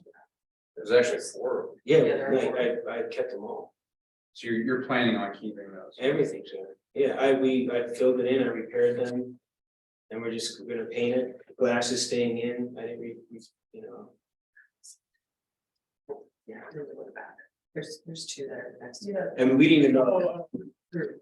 they were, you know, Oh, there, there's something. it was all under the T111. Actually, I think it was, except one or two, I think one or two of them were in, Those Yeah. are exposed. yeah. The ones in the back were not. Exposed, yeah. Yeah. So what is the plan for the front door and the storefront windows? You have a design for the front door and the storefront windows? The front door was a regular, it was already, I bought it with. A regular aluminum storefront glass. When the pent roof was re-roofed, I think a car had driven into the corner of the building, and I think at that meeting. We gave approval for the aluminum glass storefront door. I think it was aluminum and glass Yep. originally. On the front. Because of this one here. And now the whole thing comes down. So on the side where there was just a it was a rotted out metal door. Yes, ma'am. Yeah, that one. All I did was went straight to the original, to the brick, and did the exact same door in the front. I matched the same door in the front. I didn't realize, and forgive me, I didn't realize that was gonna be. So like this door, the exterior casing on that door, what is that? That's wood. Okay. Yeah, it's all wood, just like it was. Did you install that or was there before? No, there was T111 there. So you installed that with. The regular casing, and I milled it the way that it should have been, in proportion with everything else. And was this plywood there before? No, that's glass now, sir. So you framed out a transom? No, that transom was there, sir. In other words, that was all hidden from the T111. From when we approved the. When I exposed it and I saw it was original, sir, I put the original, I put another glass there, and I framed it out with wood, and I milled it the way that everything else was in the. So this photo was taken on the 13th of September, so you're saying more work has been done since? Oh, yes, sir. 13th? Yes, sir. Oh, yeah. Did the stop work order go out? There was no stop work order. I asked and they wouldn't put it on. Are you serious? I had permits for everything, sir, in that building, all the work, except for this. And I For the, apologize. he had Yes. permits for the interior, Yeah. but not the exterior. Yeah, And what was the reason that they wouldn't? I had demolition, I had demo permits, which is what I was doing on the exterior as well. I Really was, historic it, yeah. Say again. There's no building? Yeah, on the inside. Not on on the the outside. inside there is, but not on the exterior. Yeah. And again, my plan was not to do, I wasn't trying to do anything on the outside, just financially speaking. Because of everything that was going on the inside, I was gonna try to, well, at first I wanted to. Talk with Amy, like, what am I supposed to do here? It's not historic. What do I do with this T111 when I had no idea what's underneath it when I take it off? So when I took it off, I try to keep everything as original as I could, but the studio was chopped up so bad, which is why I had to do something else, and it was exposed. I couldn't just leave it like that. And it had a vinyl, yes, sir. I really want to like your project. I like what you're doing on this bay window. Thank you, sir. I think you're headed in the right direction. But things that aren't done yet, we need to see drawings. We need to know what you're planning for that storefront area. There's not, So like right now. help me understand what drawings, there's no drawings, there's nothing to be done. Right, that's the problem. So right now, what we That's what see he's- is some stick framing inside that masonry opening. That was where? There's no stick On framing, sir. Franklin Street. No, sir, that's glass, it's brand new glass. There's no stick framing there. Well, there are mullions, right? Huh? Mullions. Yeah, So we need to know, what is that? What are the, what kind of casing is going around? that exactly what was there masonry before. opening? Exactly what was there before, it was just rotten. So I just put new wood. Right, what is that? That's what I'm saying, like, we don't have any of that information. Okay, I'm sorry, sir. So I get you. what's going on underneath the window? Or is there a wood panel Same there? there, same, it was there before. I exposed all the red, We were at T111 there, right? but all the T111 was on top of everything. It was a freaking Band-Aid. So All the, now that we can see what was underneath there, what is it? We don't know what that is. We need to know that. On the front door, you have something installed. To me, it looks like a wood frame around an aluminum door. it's just trim. Yeah. We need to know what that is. Head jam and sill detail and an elevation drawing showing how that's proposed to be configured. This window is all taped off, so I don't know what's being proposed here. Those are things that we are required to review as a board. And then we can get into how you're finishing off this pen eve, you know, what type of moldings you're using and how far we're extending over with that. I think it sounds like the board's not going to allow it to extend all the way to the end of the building. But where you cut that, I think, has a drastic impact on what you've already done, right? So we want to try to minimize that impact. Like I said, I think this project has a lot of potential, but the way that it's moving forward, the information that we need to make a thorough review is not present right now.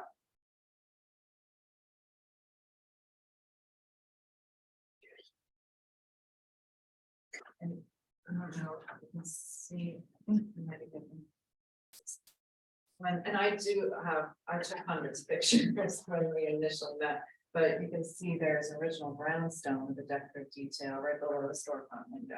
That was. Is that what that is? Yep. Yeah, it's all there. I Yeah. uncovered all that. And I- I haven't touched it. I don't plan on touching any of that. I have better pictures.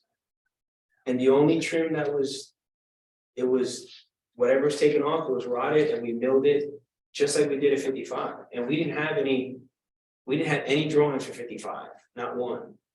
And it's below, there's like there's a staircase here with this brick thing and wall in front of it, and there's brownstone underneath that window too. That's not original either.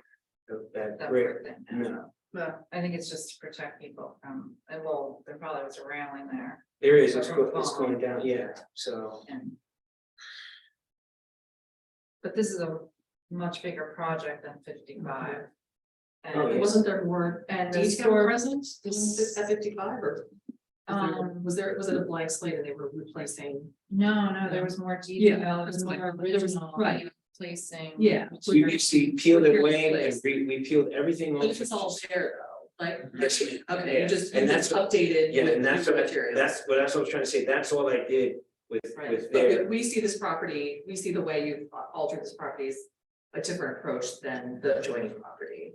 So that's what we're trying to discuss and determine what we If I can. remember, I think the biggest issue we had was the door that actually had to go into that building next door, if I remember correctly. Yes, which I don't think has been changed yet either. I'm not gonna speak for the board, but this is what I wanna say. I appreciate you taking that wooden siding off, you know, that. 50s, 60s, I appreciate that. I appreciate you exposing these windows on the side, this historic value to the property. I think to reiterate what Mr. Booth said, as a board, we're obligated to know all the details of what is going on with this project as far as the trim, things around the windows. We don't make up the rules. Yes, ma'am. We're sworn in as public officials, you know, to uphold this. And so to make a better decision on what's going on, and you kind of put us in a spot here that, you know, I appreciate what you're doing. You're trying to, you know, clean things up and, you know, invest. Not a lot of people do that. Well, I think, you know, the board's also expressed that, you know, it isn't a historic district that you were aware of, and we could have avoided a lot of this if we would have communicated sooner. I don't want to hold up your project. We know it's getting cold out. But there are some more details that that we need to figure out here before we can move forward with this. May I say something? Sure. And I don't want to, I appreciate everything you guys do. And I really do, and all the time that you are taking away from your family to be here to serve our city. And I thank you very much. I would just ask for some kind of grace, because it wasn't like, this is a building that was chopped up. And I mean, I literally brought it back to like, you talk to the firefighter, you talk to the police, everyone stops in and they love what I'm doing. Now, they don't have to sit on the board and report like you guys do. But there should be some kind of gray area when you get to a point where it's like the what are we gonna do with the one across the street? Like, I wouldn't touch it, even if you gave me the money. But I gotta sit there and we can't touch it, and it's gonna continue to dilapidate because we have standards that can't be met financially. There's no help, like, I can show you receipts, I'm in this three, close to $400,000. I bought it for 400 some thousand. You know, I'm gonna be over $1 million. And I don't have a rich uncle, okay? I work, you know, I've been in business for 9 years. I started with Rum Property, 1746 Middle Spring. When you come off the bridge, that nice pretty blue one, that's mine. I can go down all the line of all my properties, and everybody knows my business, I do the right thing. This was an oversight. I tried to get ahead on this one, and you know, it didn't work out. And I was caught in I had siding falling off, like liability. I had to do something. I got to cover this, you know, and I try to do the best that I can. With that overhang, I just don't, it's hard for me to understand when something's altered already. And I'm just continuing, like, it's already, you can see that it was altered. But I brought back a lot of good, beautiful parts of it. Yeah. The majority on the first floor. And I won't do anything else without any further approval.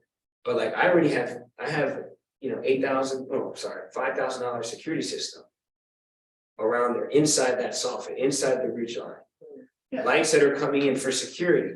I mean, people are constantly running into my building. This is gonna cost me a lot of money just to have this building, which is why the flower pots are there.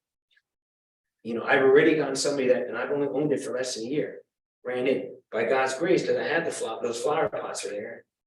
It didn't hurt the building as much. Yeah, and we appreciate that. And as I said to previous applicants, we're all homeowners in historic districts. I had to get my porch light approved a couple of weeks ago, just the porch light. It's what we've, taken on as responsibilities of homeowners and, in historic districts, have them be big projects or little projects. So, what direction do we wanna, we're already about 40 minutes into this. Are we really? Yeah. Okay. Well, I would like to approve something, I just don't feel like I have the information, so. How can you help us approve this? Well, we need more information about the windows that you're reconstructing of the door, right? That's something that is in progress. I need dimensions. It's done, it's not in progress. Then we need that information. You can take photos, right, of what you installed. Yeah, Give us absolutely. dimensions. Yeah, absolutely. You can give us elevation photos that show very clearly the proportions. So we're responsible for evaluating size, scale, proportion, materials, historically significant features. We need to see all that documented. Once we have that, we can start to look at some of the nuances of how we might need to modify installations. I don't even know yet, but I think something has to be done about the 10 heat. I'm just not sure exactly. I don't know about the siding on that back portion, but we haven't really gotten into that discussion. Yeah. I mean, yes, cladding it with a material that makes it watertight, of course, is an appropriate thing, but I think like understanding that it's really like the detail and the scale, the type siding, that would be appropriate for a building like that. I mean, I'm not even sure. I assume it was probably brick at one point. Even if you didn't uncover that, may have been brick at one point. No, it so- was, but it's chopped Okay, up. yeah, okay, I And- understand. And everything's Yeah, offset. yeah. You can't put it back. That back part, Right, you right. cannot put it back original. Right. Otherwise, I would have. I did the best with what I had. As a courtesy, I emailed. I just don't, I'm having a hard time with you guys holding me to a standard to a building that doesn't. But Amy, Ms. Johnson just told us that she met with you in May of this year. And you just went ahead and did it. She I was talked to you about what was going on and you went and did it anyway. With all due respect, ma'am, I contacted Ms. Johnson as soon as I bought the building, and I tried to get her to the building for 3 months. I emailed, I called, I left several emails, I have an office manager email, and I did not get a response. She came because I put in the permits to the building and trade, and they all know me. Everyone in Coast knows me, knows I pull all permits and I do everything the right way. So I did my due diligence, but I have $1 million property that I gotta pay the bank for. I have to get leases signed. I have to get people in there because I gotta get refinanced in order to do this. I'm a small guy. I don't have the luxury to wait. And I would have done all that. I called her to ask her, how do you want me to do this? Because this isn't like 55. 55 was easy. It's all there, do exactly what was there before. But you which is- apply, you fill out a historic, an application, a hard application of. And I did But that. I needed something before that, because what am I applying for? I don't know what I'm applying for because I don't know what I can do. I didn't even know, like, what am I doing with these windows? Like, oh, well, they're already vinyl, you can keep them. Like, okay, well, that's good. So I tried, but I have a building that's taking on water and is sucking life out of me. I have to restore it.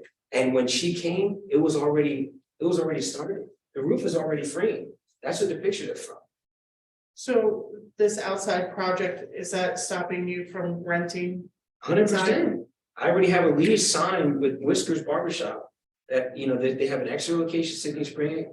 I'm revitalizing this neighborhood one property at a time, the city. Like, I'm trying to do the best that I can. I'm just like, how does it's already a hodgepodge, but I'm putting quality products and money. Like, you know how much hardy board siding is, a sheet?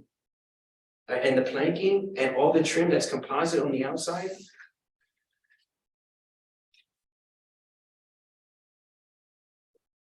And, please forgive me, I know you're trying to stay calm. I know the you're- frustration on the inside is because I have to spend $20,000 just to get blueprints on the inside to redo the same, for them to tell me that there's a work that the voltage is correct. Like, I'm working with Jamal and even him, he said, yeah, that's too much, it's overbearing. You can't get an engineer to say that the load can take it. Obviously, if I'm putting in LED lighting, mini splits on the inside, I'm lowering the load of the building, but he's telling me he doesn't know if it can take it. It's been like that for 100 years. I'm upgrading everything with the master electrician. And now I have to get a layout on the inside. It's But this is how you do a large scale renovation, right? These are not new requirements. Any building. No, it is new. Requires. It is. drawings and No, sir, specifications. that's new. I'm an architect. I do projects like this for a living. I know what the city requires for permitting. And typically, when you embark on a project of this scale, you put together permit drawings in order to pull your permit. If you didn't take that step, it's not the city's fault. No, they didn't require that, sir. If they told you they don't require it, that's their discretion. The building code official can make their own determination. We're telling you from a historical perspective, if a client comes to me and says, I own a property in a historic district, what do I need to do? I say, well, we're gonna have to put together an application. We're gonna have to come before the HARB. We need to give them a design so that they can approve it. And then you can move forward with your building permit. But this is the standard approach for every project that happens in the city, in a historic district. Again, I had somebody do it the first time, and the second time, sir, I did that. I reached out to Amy, and I did not get a response for 3 months. And I understand that she's overworked and underpaid, and she has so much to do, and I think it's unfair It's a flawed system. Did you try the website?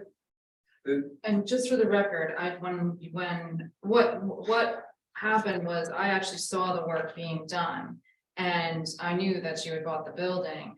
And then when we got in contact with each other and you said that you've been trying to get me, I did look back through my emails, and admittedly, there was an email in March, but only one email from you. I can't answer to the phone calls because I didn't receive or didn't get those phone messages.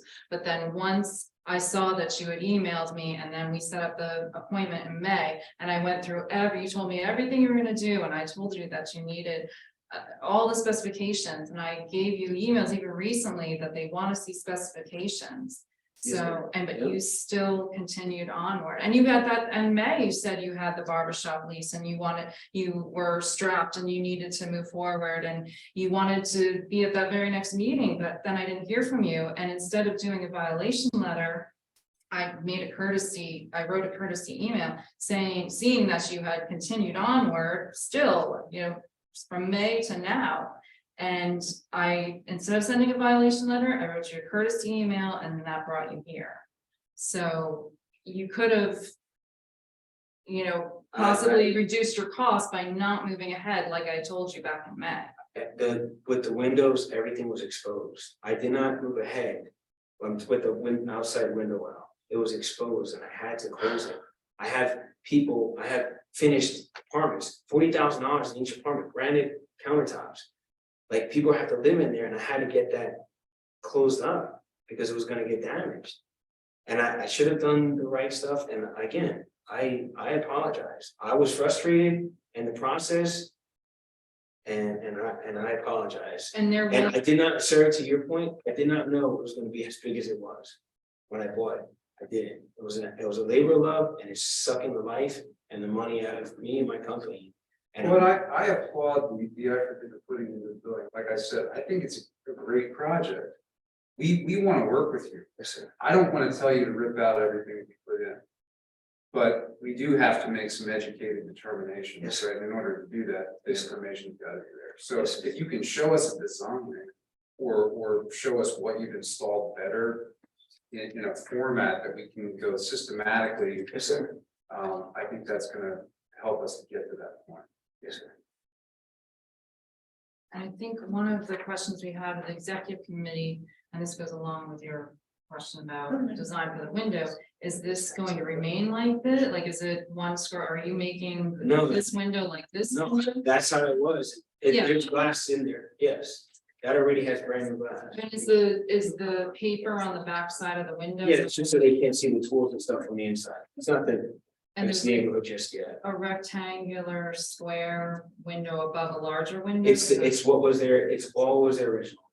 And there, I remember, and I have more pictures. I just took out the huge casement, the window that was inside, I took it out and I repaired all the trim that was there and I put. And it was wood. I thought I was gonna get an attaboy. I thought you guys were gonna be happy because I did it. You are, that's what I'm saying. No, yeah, I did Very happy everything, about it. anything that I could do to make it original, I try to make it original and whatever I could from a construction point. And that's where I took the liberty and that's where I need to get my. And your intent was good, your execution not so good. Yeah.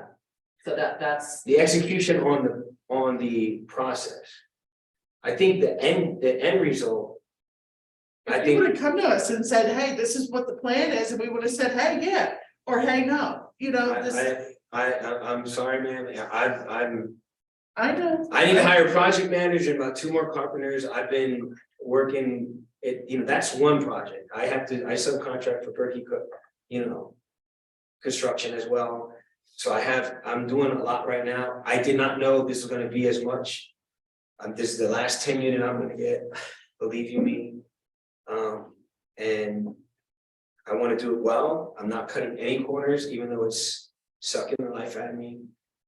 I apologize. I'm just asking for grace. Okay, so how about we give you the next month to the next meeting to get us the details that we're looking for? Yes, ma'am. Yes, ma'am.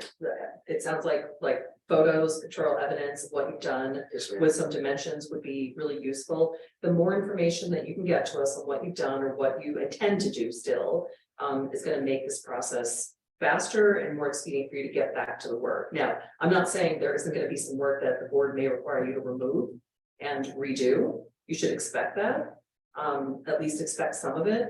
But if you're able to provide us with the level of detail that we need to make educated decisions, then the better this process is gonna be for all of us. Because this has tied up a huge amount of resources, not just for you, but for this board, for Amy. Hours. It's 10 o'clock at night. It's what we do, it's what we sign up to do, but this has been more difficult than it probably needs to be. I understand your need to want to get some profit out of that building, that's noble, and that's what you do as a business person. But unfortunately, based on the meeting that you had with Amy, you still charge forward with things where you put the board in a difficult position as a result of that. We want to move as quickly as we can out of that and help guide you in the right choices. Hopefully, a lot of it there is good, but there are going to be some changes. You should expect that. So that's the reality. That's what we're here to do. Like it or not, that's our responsibility as a board. Well, So I think we're gonna want to table this. I think so for more, yeah. We should make a motion to table it with requesting. Oh, God. Well, I don't okay, wanna speak yeah, for it. no, it's fine. So I'll make a motion for 57 South Sixth Street for the request for the rehabilitation of the western front and southern facade.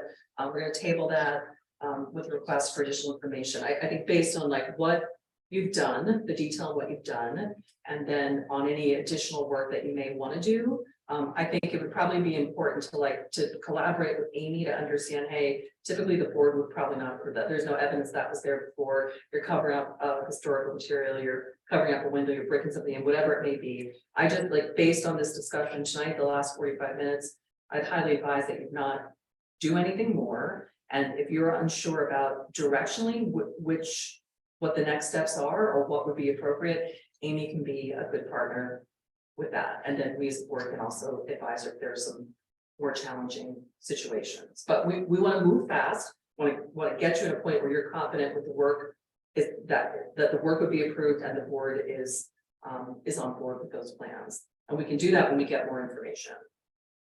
Sure. Is that your motion? Oh, yeah, sorry. Oh my gosh, I got talking. That's my motion.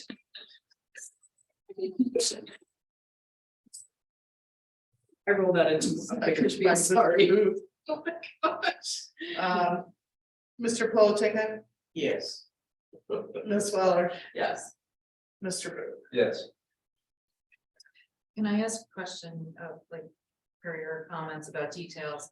Do you want him to even like provide like a profile detail of the window casing? Yeah, I mean, we have a window policy, right? And in that policy, it identifies what the submittal requirements are. If you're working from existing exterior casing profiles, you know, there are ways of measuring that, right? And telling us what the dimensions are, what the profile looks like, but we need to know that. Same with the sill and the head. Size of the windows, you know, that stuff is important to us. And the same would apply to the door, really. I mean, the door is essentially a window opening that has an operable, right? So same thing there. Whatever your plans for alteration on the detail are, we want to know what that is. What else? The windows, I think the bay windows, we have enough of pictorial evidence of the work that's finished. We can kind of gauge what's happening there. I mean, like, just showing. Well, I'm talking about the bay window. With Yeah. the wood Sorry, around right. that.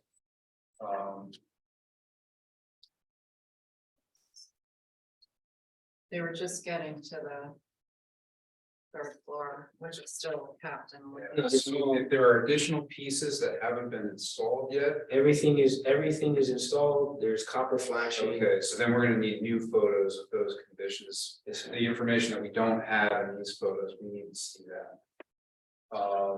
whatever's happening with the windows along that elevation, you know, the elliptical windows. If there's any replacement proposed for any of that, we need to know those. What else?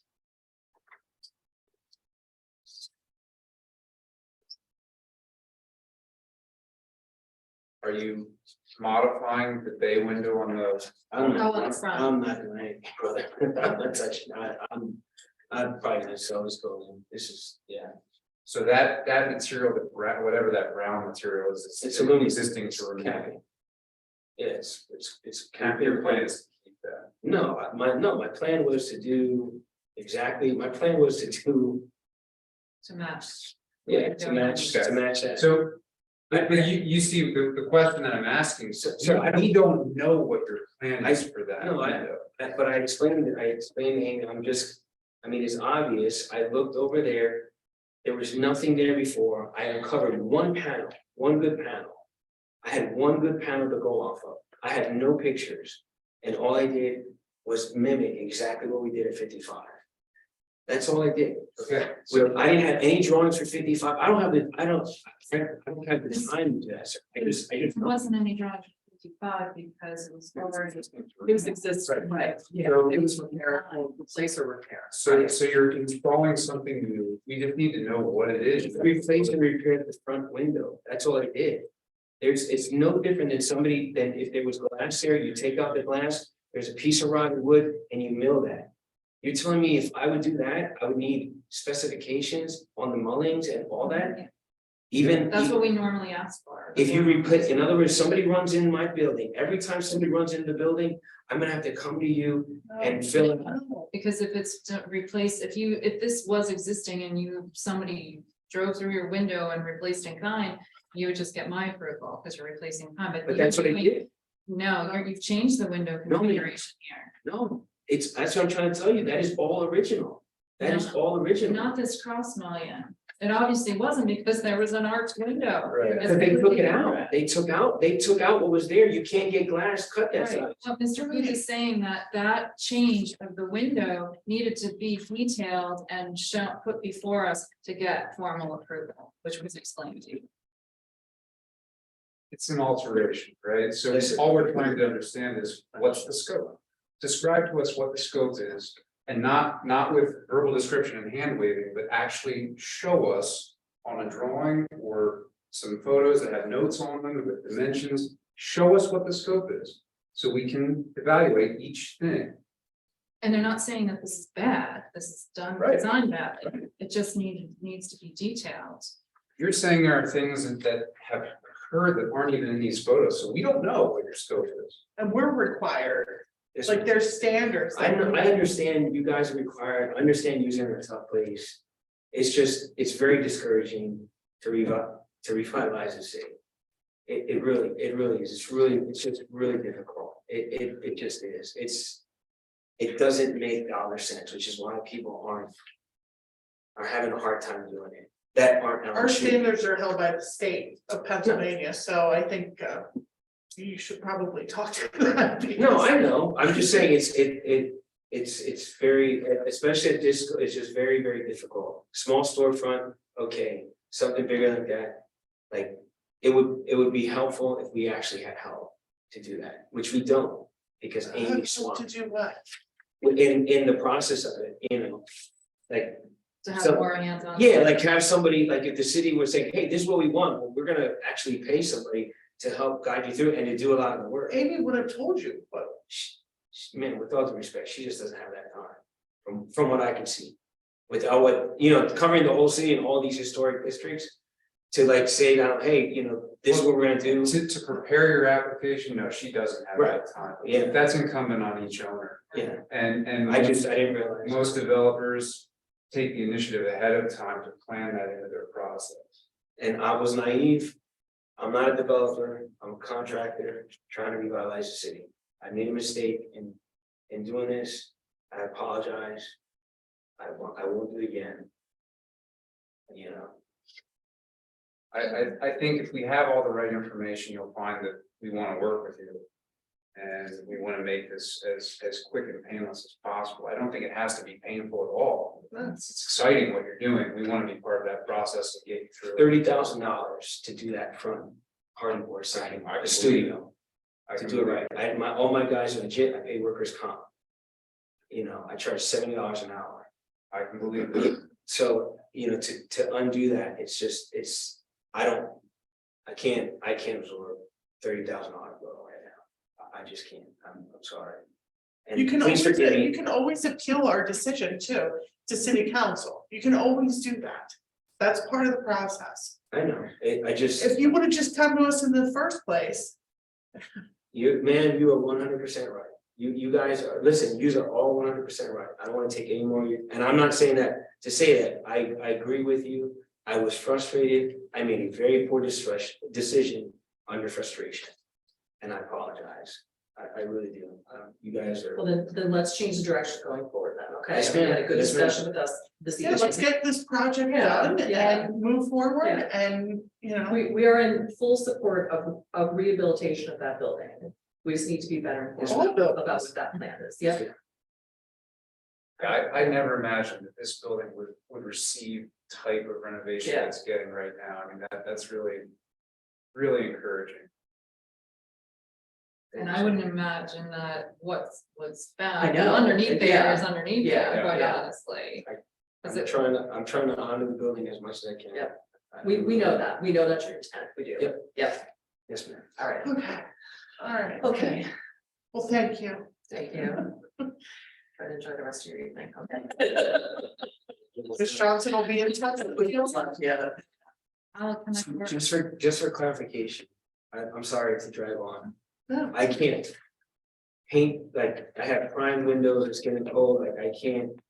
Do I have to wait a month to go through to go this Ms. Johnson process? can approve case Yeah, color paint that's color. valid. No, I'm talking about like in the commercial. Is there any, can we make it like any kind of exception that if she goes and sees that it's original, that I can, and it's done, that I can paint it? Do you mean, I don't wanna be disrespectful, or anything, but like it's winter time and I'm getting a brand new store in there and it's gonna. I think it's a little risky, but if you wanted to put paint on there as a protective coating, I mean, it might be a temporary fix, right? Because we don't know yet if we have to alter anything about those windows, but. Worst case scenario, we can wait until next year to fix it anyway. Right, exactly. It could be a protective coating. Thank you, sir. and these windows were, the wood was repaired in kind, so these can be Yes. painted, that's Yeah. not an issue. Yes, It's miss. just the storefront Yes, windows that they want more detail. Yes, ma'am. But did you hear what Mr. Booth said that if it's for Oh, protected reasons, yeah, yeah, the front yes, windows yes. can be. Cause I just don't wanna like, I'm doing something and you guys are thinking I'm like. Yeah. Going for it, or. We're not Yeah, the police, we're not gonna arrest you. What Ms. No, I Johnson is saying, know that, I just don't want you to see, like, I don't want to, I've already have a reputation Yeah. now, that, Yeah. oh, this guy was ticked off and he just went ahead, and I want to change that. That's all I'm trying to say, because I don't have that reputation in the city. what Ms. Johnson is saying, there's no stop work order. So technically, you could move forward with anything, but you're doing it at risk, right? So why take? the Of having risk? to change it. But I think like painting something to protect it before it gets too cold to Yes. paint, Yeah. cure paint. I would just over communicate with Amy, so there isn't any misunderstanding about one of us drives by and we sees all this work going on. We're gonna assume potentially what we've assumed before, which is like, you're just kind of plowing ahead, just communicate with her, yeah. Send an email, flag it important, send urgent, whatever, just so it gets her attention, Yes, ma'am. okay, all right, All right, thank you. Thank you. all right. Yeah. You can go. I've got any. Now you have to go to the principal. Get over there. I'm used to that. Thank you. Or I should say the police. That's way worse. Yeah. Okay, we got two more, we can do it, we can do it. Yeah, Yeah, it's still do more. recording, so don't say. Yeah. We got two more. But No one here. just to clarify, what I said was true. I drove by one day and saw the work going on, and knowing that he had done 55, I'm like, what's going on? He knows that he did 50. So then I asked Jim Ors to put a stop work order on it, And then I'll wait till we're done recording to explain what happened, but a stop worker was not put on it and he continued. When was that? So it's When is that a- used? as well. Yes. It's a comedy, or it's a bunch of things, yeah. Okay, moving on, we want to do 913 Rose Street next. Go ahead, Mike. Why not? It's very, same thing as 915 Rose Street. With the financial hardship application. I don't.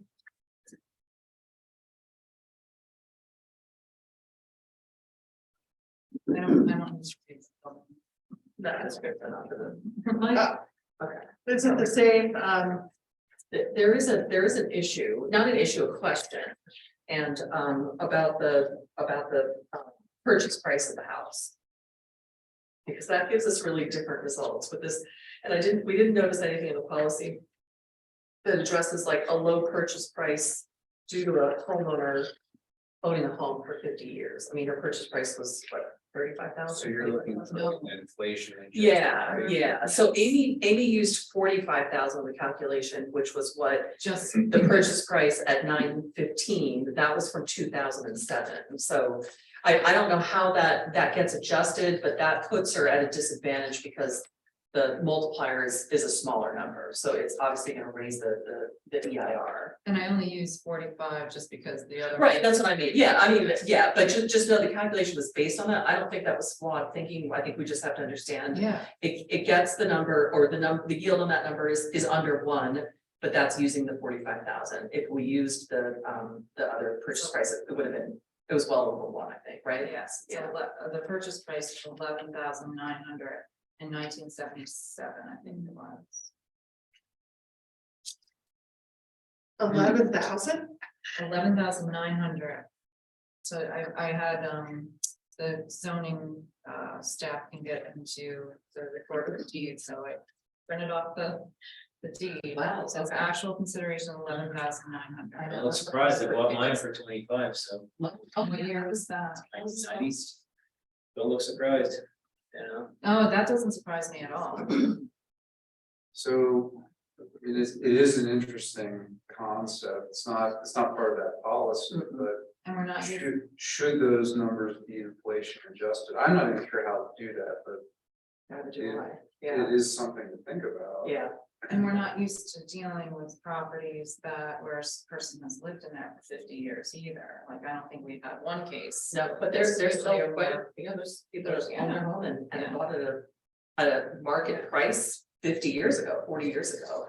And that represents a very Yeah. different figure, and 33 for me, so. yeah, There you go. and that really throws calculate, or that gives a very different result in the calculation, one that can. It makes the decision favorable for financial hardship or not, it's pretty black and white, I think. And I just was playing around, and when I saw that, I was like, let me see what happens when I put 45,000 in, and then I figured out that that low price is inhibiting. Yeah, and is that the right calculation you use, right? 2 cents. What's that? Gotta go. 2 cents, excuse yourself. Okay. It's my ride home. Yeah. I gotta go. We still have more. So We still- Well, I'll have to vote. Make a motion to approve the file that we had for the next door neighbor at 9:15 for 9:13. We still have another agenda item yet. But you're making the motion. I can make that motion, sure. Approve. I mean, it seems like a Make a motion to approve what? pretty much She's straightforward. making a motion to approve financial hardship, that you grant financial hardship, is that what you're? Yeah, yeah. I mean. That's. Good night. Good night, Mary. Good night.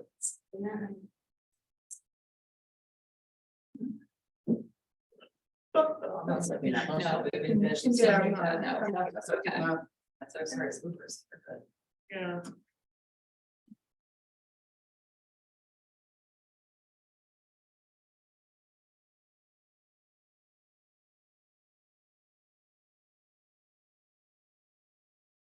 Those have a drastic Yeah, It does.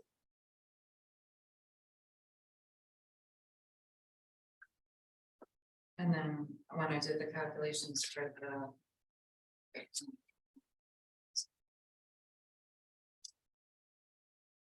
For the composite index rating, using all the real numbers. The EIR was just on the border.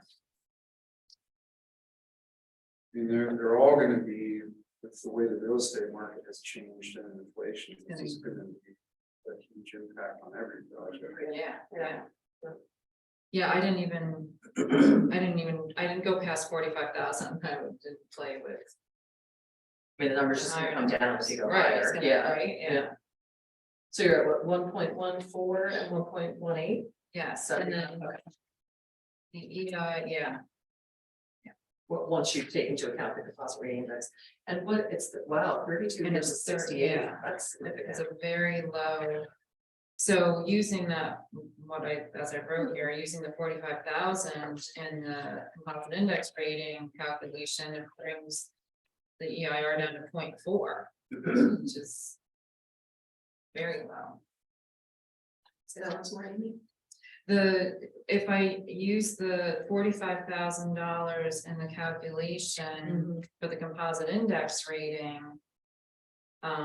Using the 45,000 to get the EIR.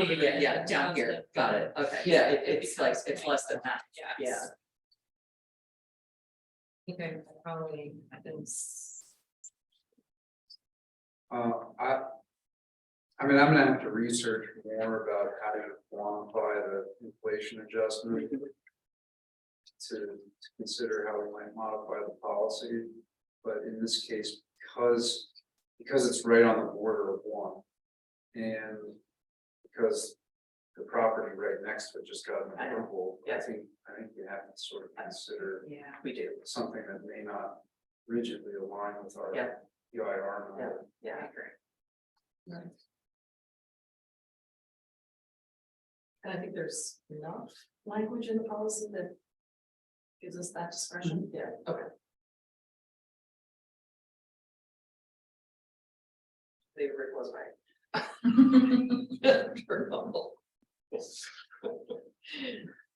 You wanna make a motion? You already did. No. It doesn't count, no. It's not a roll call. Yeah, exactly, you're right, yeah, he's not here to actually cast a vote, yeah. I mean, I don't disagree with what Mr. Booth said, so I think, yeah, I'm willing to make a motion for 913 Rose Street for the. Okay, so she does have some shingles up there though, right, that are not right, they're timberline that are. on Yes, the and corner? that's not what's being changed, just the mansard roof. Just the answer. Yeah, where the other one is the mansard and the dormer. Okay, So now we're just approving The the mansard. mansard because is the dormer a violation though? I don't know when it was. Oh, it was done it was never- before? Oh, yeah. It was done Well, before. I thought Mike Snyder just did that. No, Sorry, no, misunderstood. no, Okay, as okay. far as I know. So we don't have to right? sign any We work. stopped him before, we stopped him after he ripped Got it. everything off. Okay. Yep. Got it, Yep. all right, So, I'm yeah, sorry, that was they're there new to before. me and I didn't know this, all right. It's I'll back newer, up. it was done at Yeah. some point, but Okay. I don't know. when. Well, the city stopped it. This lake was still there. I was, Yes, so. yes, Okay. yes, And that's we right. started, he had like a. You're right. Yeah, all right, let me backtrack on that. All right, so I move to approve a COA for 913 Rose Street for the installation, removal of the scalloped slate shingles and with the installation of the GAF Camelot and antique slate asphalt shingles at the third floor of mansard roof based on calculations showing financial hardship, proving either further the calculation of using maybe an adjusted purchase price, since the homeowner purchased it as such a low value in the 1970s. I think that helps to give some qualification. Do I need to qualify that anymore? No, I think that. Dude, that's. No, okay, all right, that's my I think motion. that's- yeah. Okay. Somebody will second that. What is it? Suppose I have. Yeah. with the only other voting board member, 1 second. Yes. And I'll look back at our old, I mean, I always do this for things like this, but I'll look back at our old resolution Okay. and I'll use that. Okay. language too, so Okay, there's that's all fine. the Yeah, I same. know. But you it can do was that. along the line, exactly Okay, what you okay, said good. about the calculations. Yep, So thank you, Yep. that's a good motion. I didn't wander off. forgot No, to no, say no, that. no, that was Okay. good. That was good. Ms. Weller, Yes. Mr. Booth, One more, the sign of the church. Do it. fine. That's my motion. I actually had no exception to that. Yeah, I do, I know. Want to make a motion? Yeah, I'll move to approve the sign installation 45 South Sixth Street, work's already been done, as completed. Second, Mr. Booth, Yes. Ms. Weller, Yes.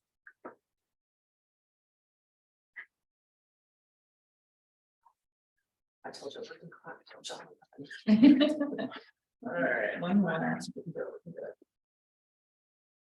What's the next one? It's never for this. Oh, yeah. He's like, not another. No, I don't, yeah. Um, staff, I can make a motion to approve. okay, I move to approve, applications at staff level. second, all in favor? Okay,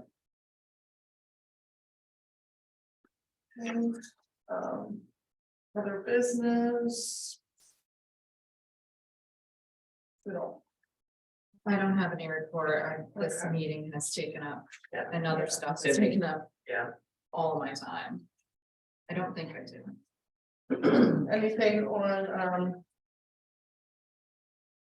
education and outreach committee report, policy committee report? no, but I have homework now, so. Yeah. Yes, tonight certainly should some things. Because I made your recommendations. And are there any resolutions, any that? Because I think we did talk about redistributing previous resolutions for the board to check work, Oh, right? Yes. I feel like maybe the last few meetings we haven't done that, right? Okay. No, I'm about a year behind, but because there's one property on the last year's October agenda that I keep forgetting to go out and look at, but yeah, no, I haven't given Okay. anybody, but I will start doing, I still feel bad giving them to you guys, but. We've been doing it. I, yeah, I did a bunch. It might take us more than a month, Yeah. but at least Yeah. we've got like, Okay. what, 5 sets of eyes rather than just. Yeah. one, so, yeah, Okay, it's okay, don't feel bad. okay, I do. We just don't have the credentials that you do, so sometimes I can use discretion, but I do. Yeah, oh, yeah, no, and always tell me Okay. if you don't feel comfortable, Right. you have to go down an alley or something Yeah, like that, yeah, I'll go do yeah. it, so I can get one of the guys. Okay. Preservation accommodations, no. All right, so wanna make that motion to adjourn. So moved. Second. All in favor? Aye. Anybody else? Won't say anything until I turn off the recording. Wait, who's second? I'm sorry, I don't, or Aaron.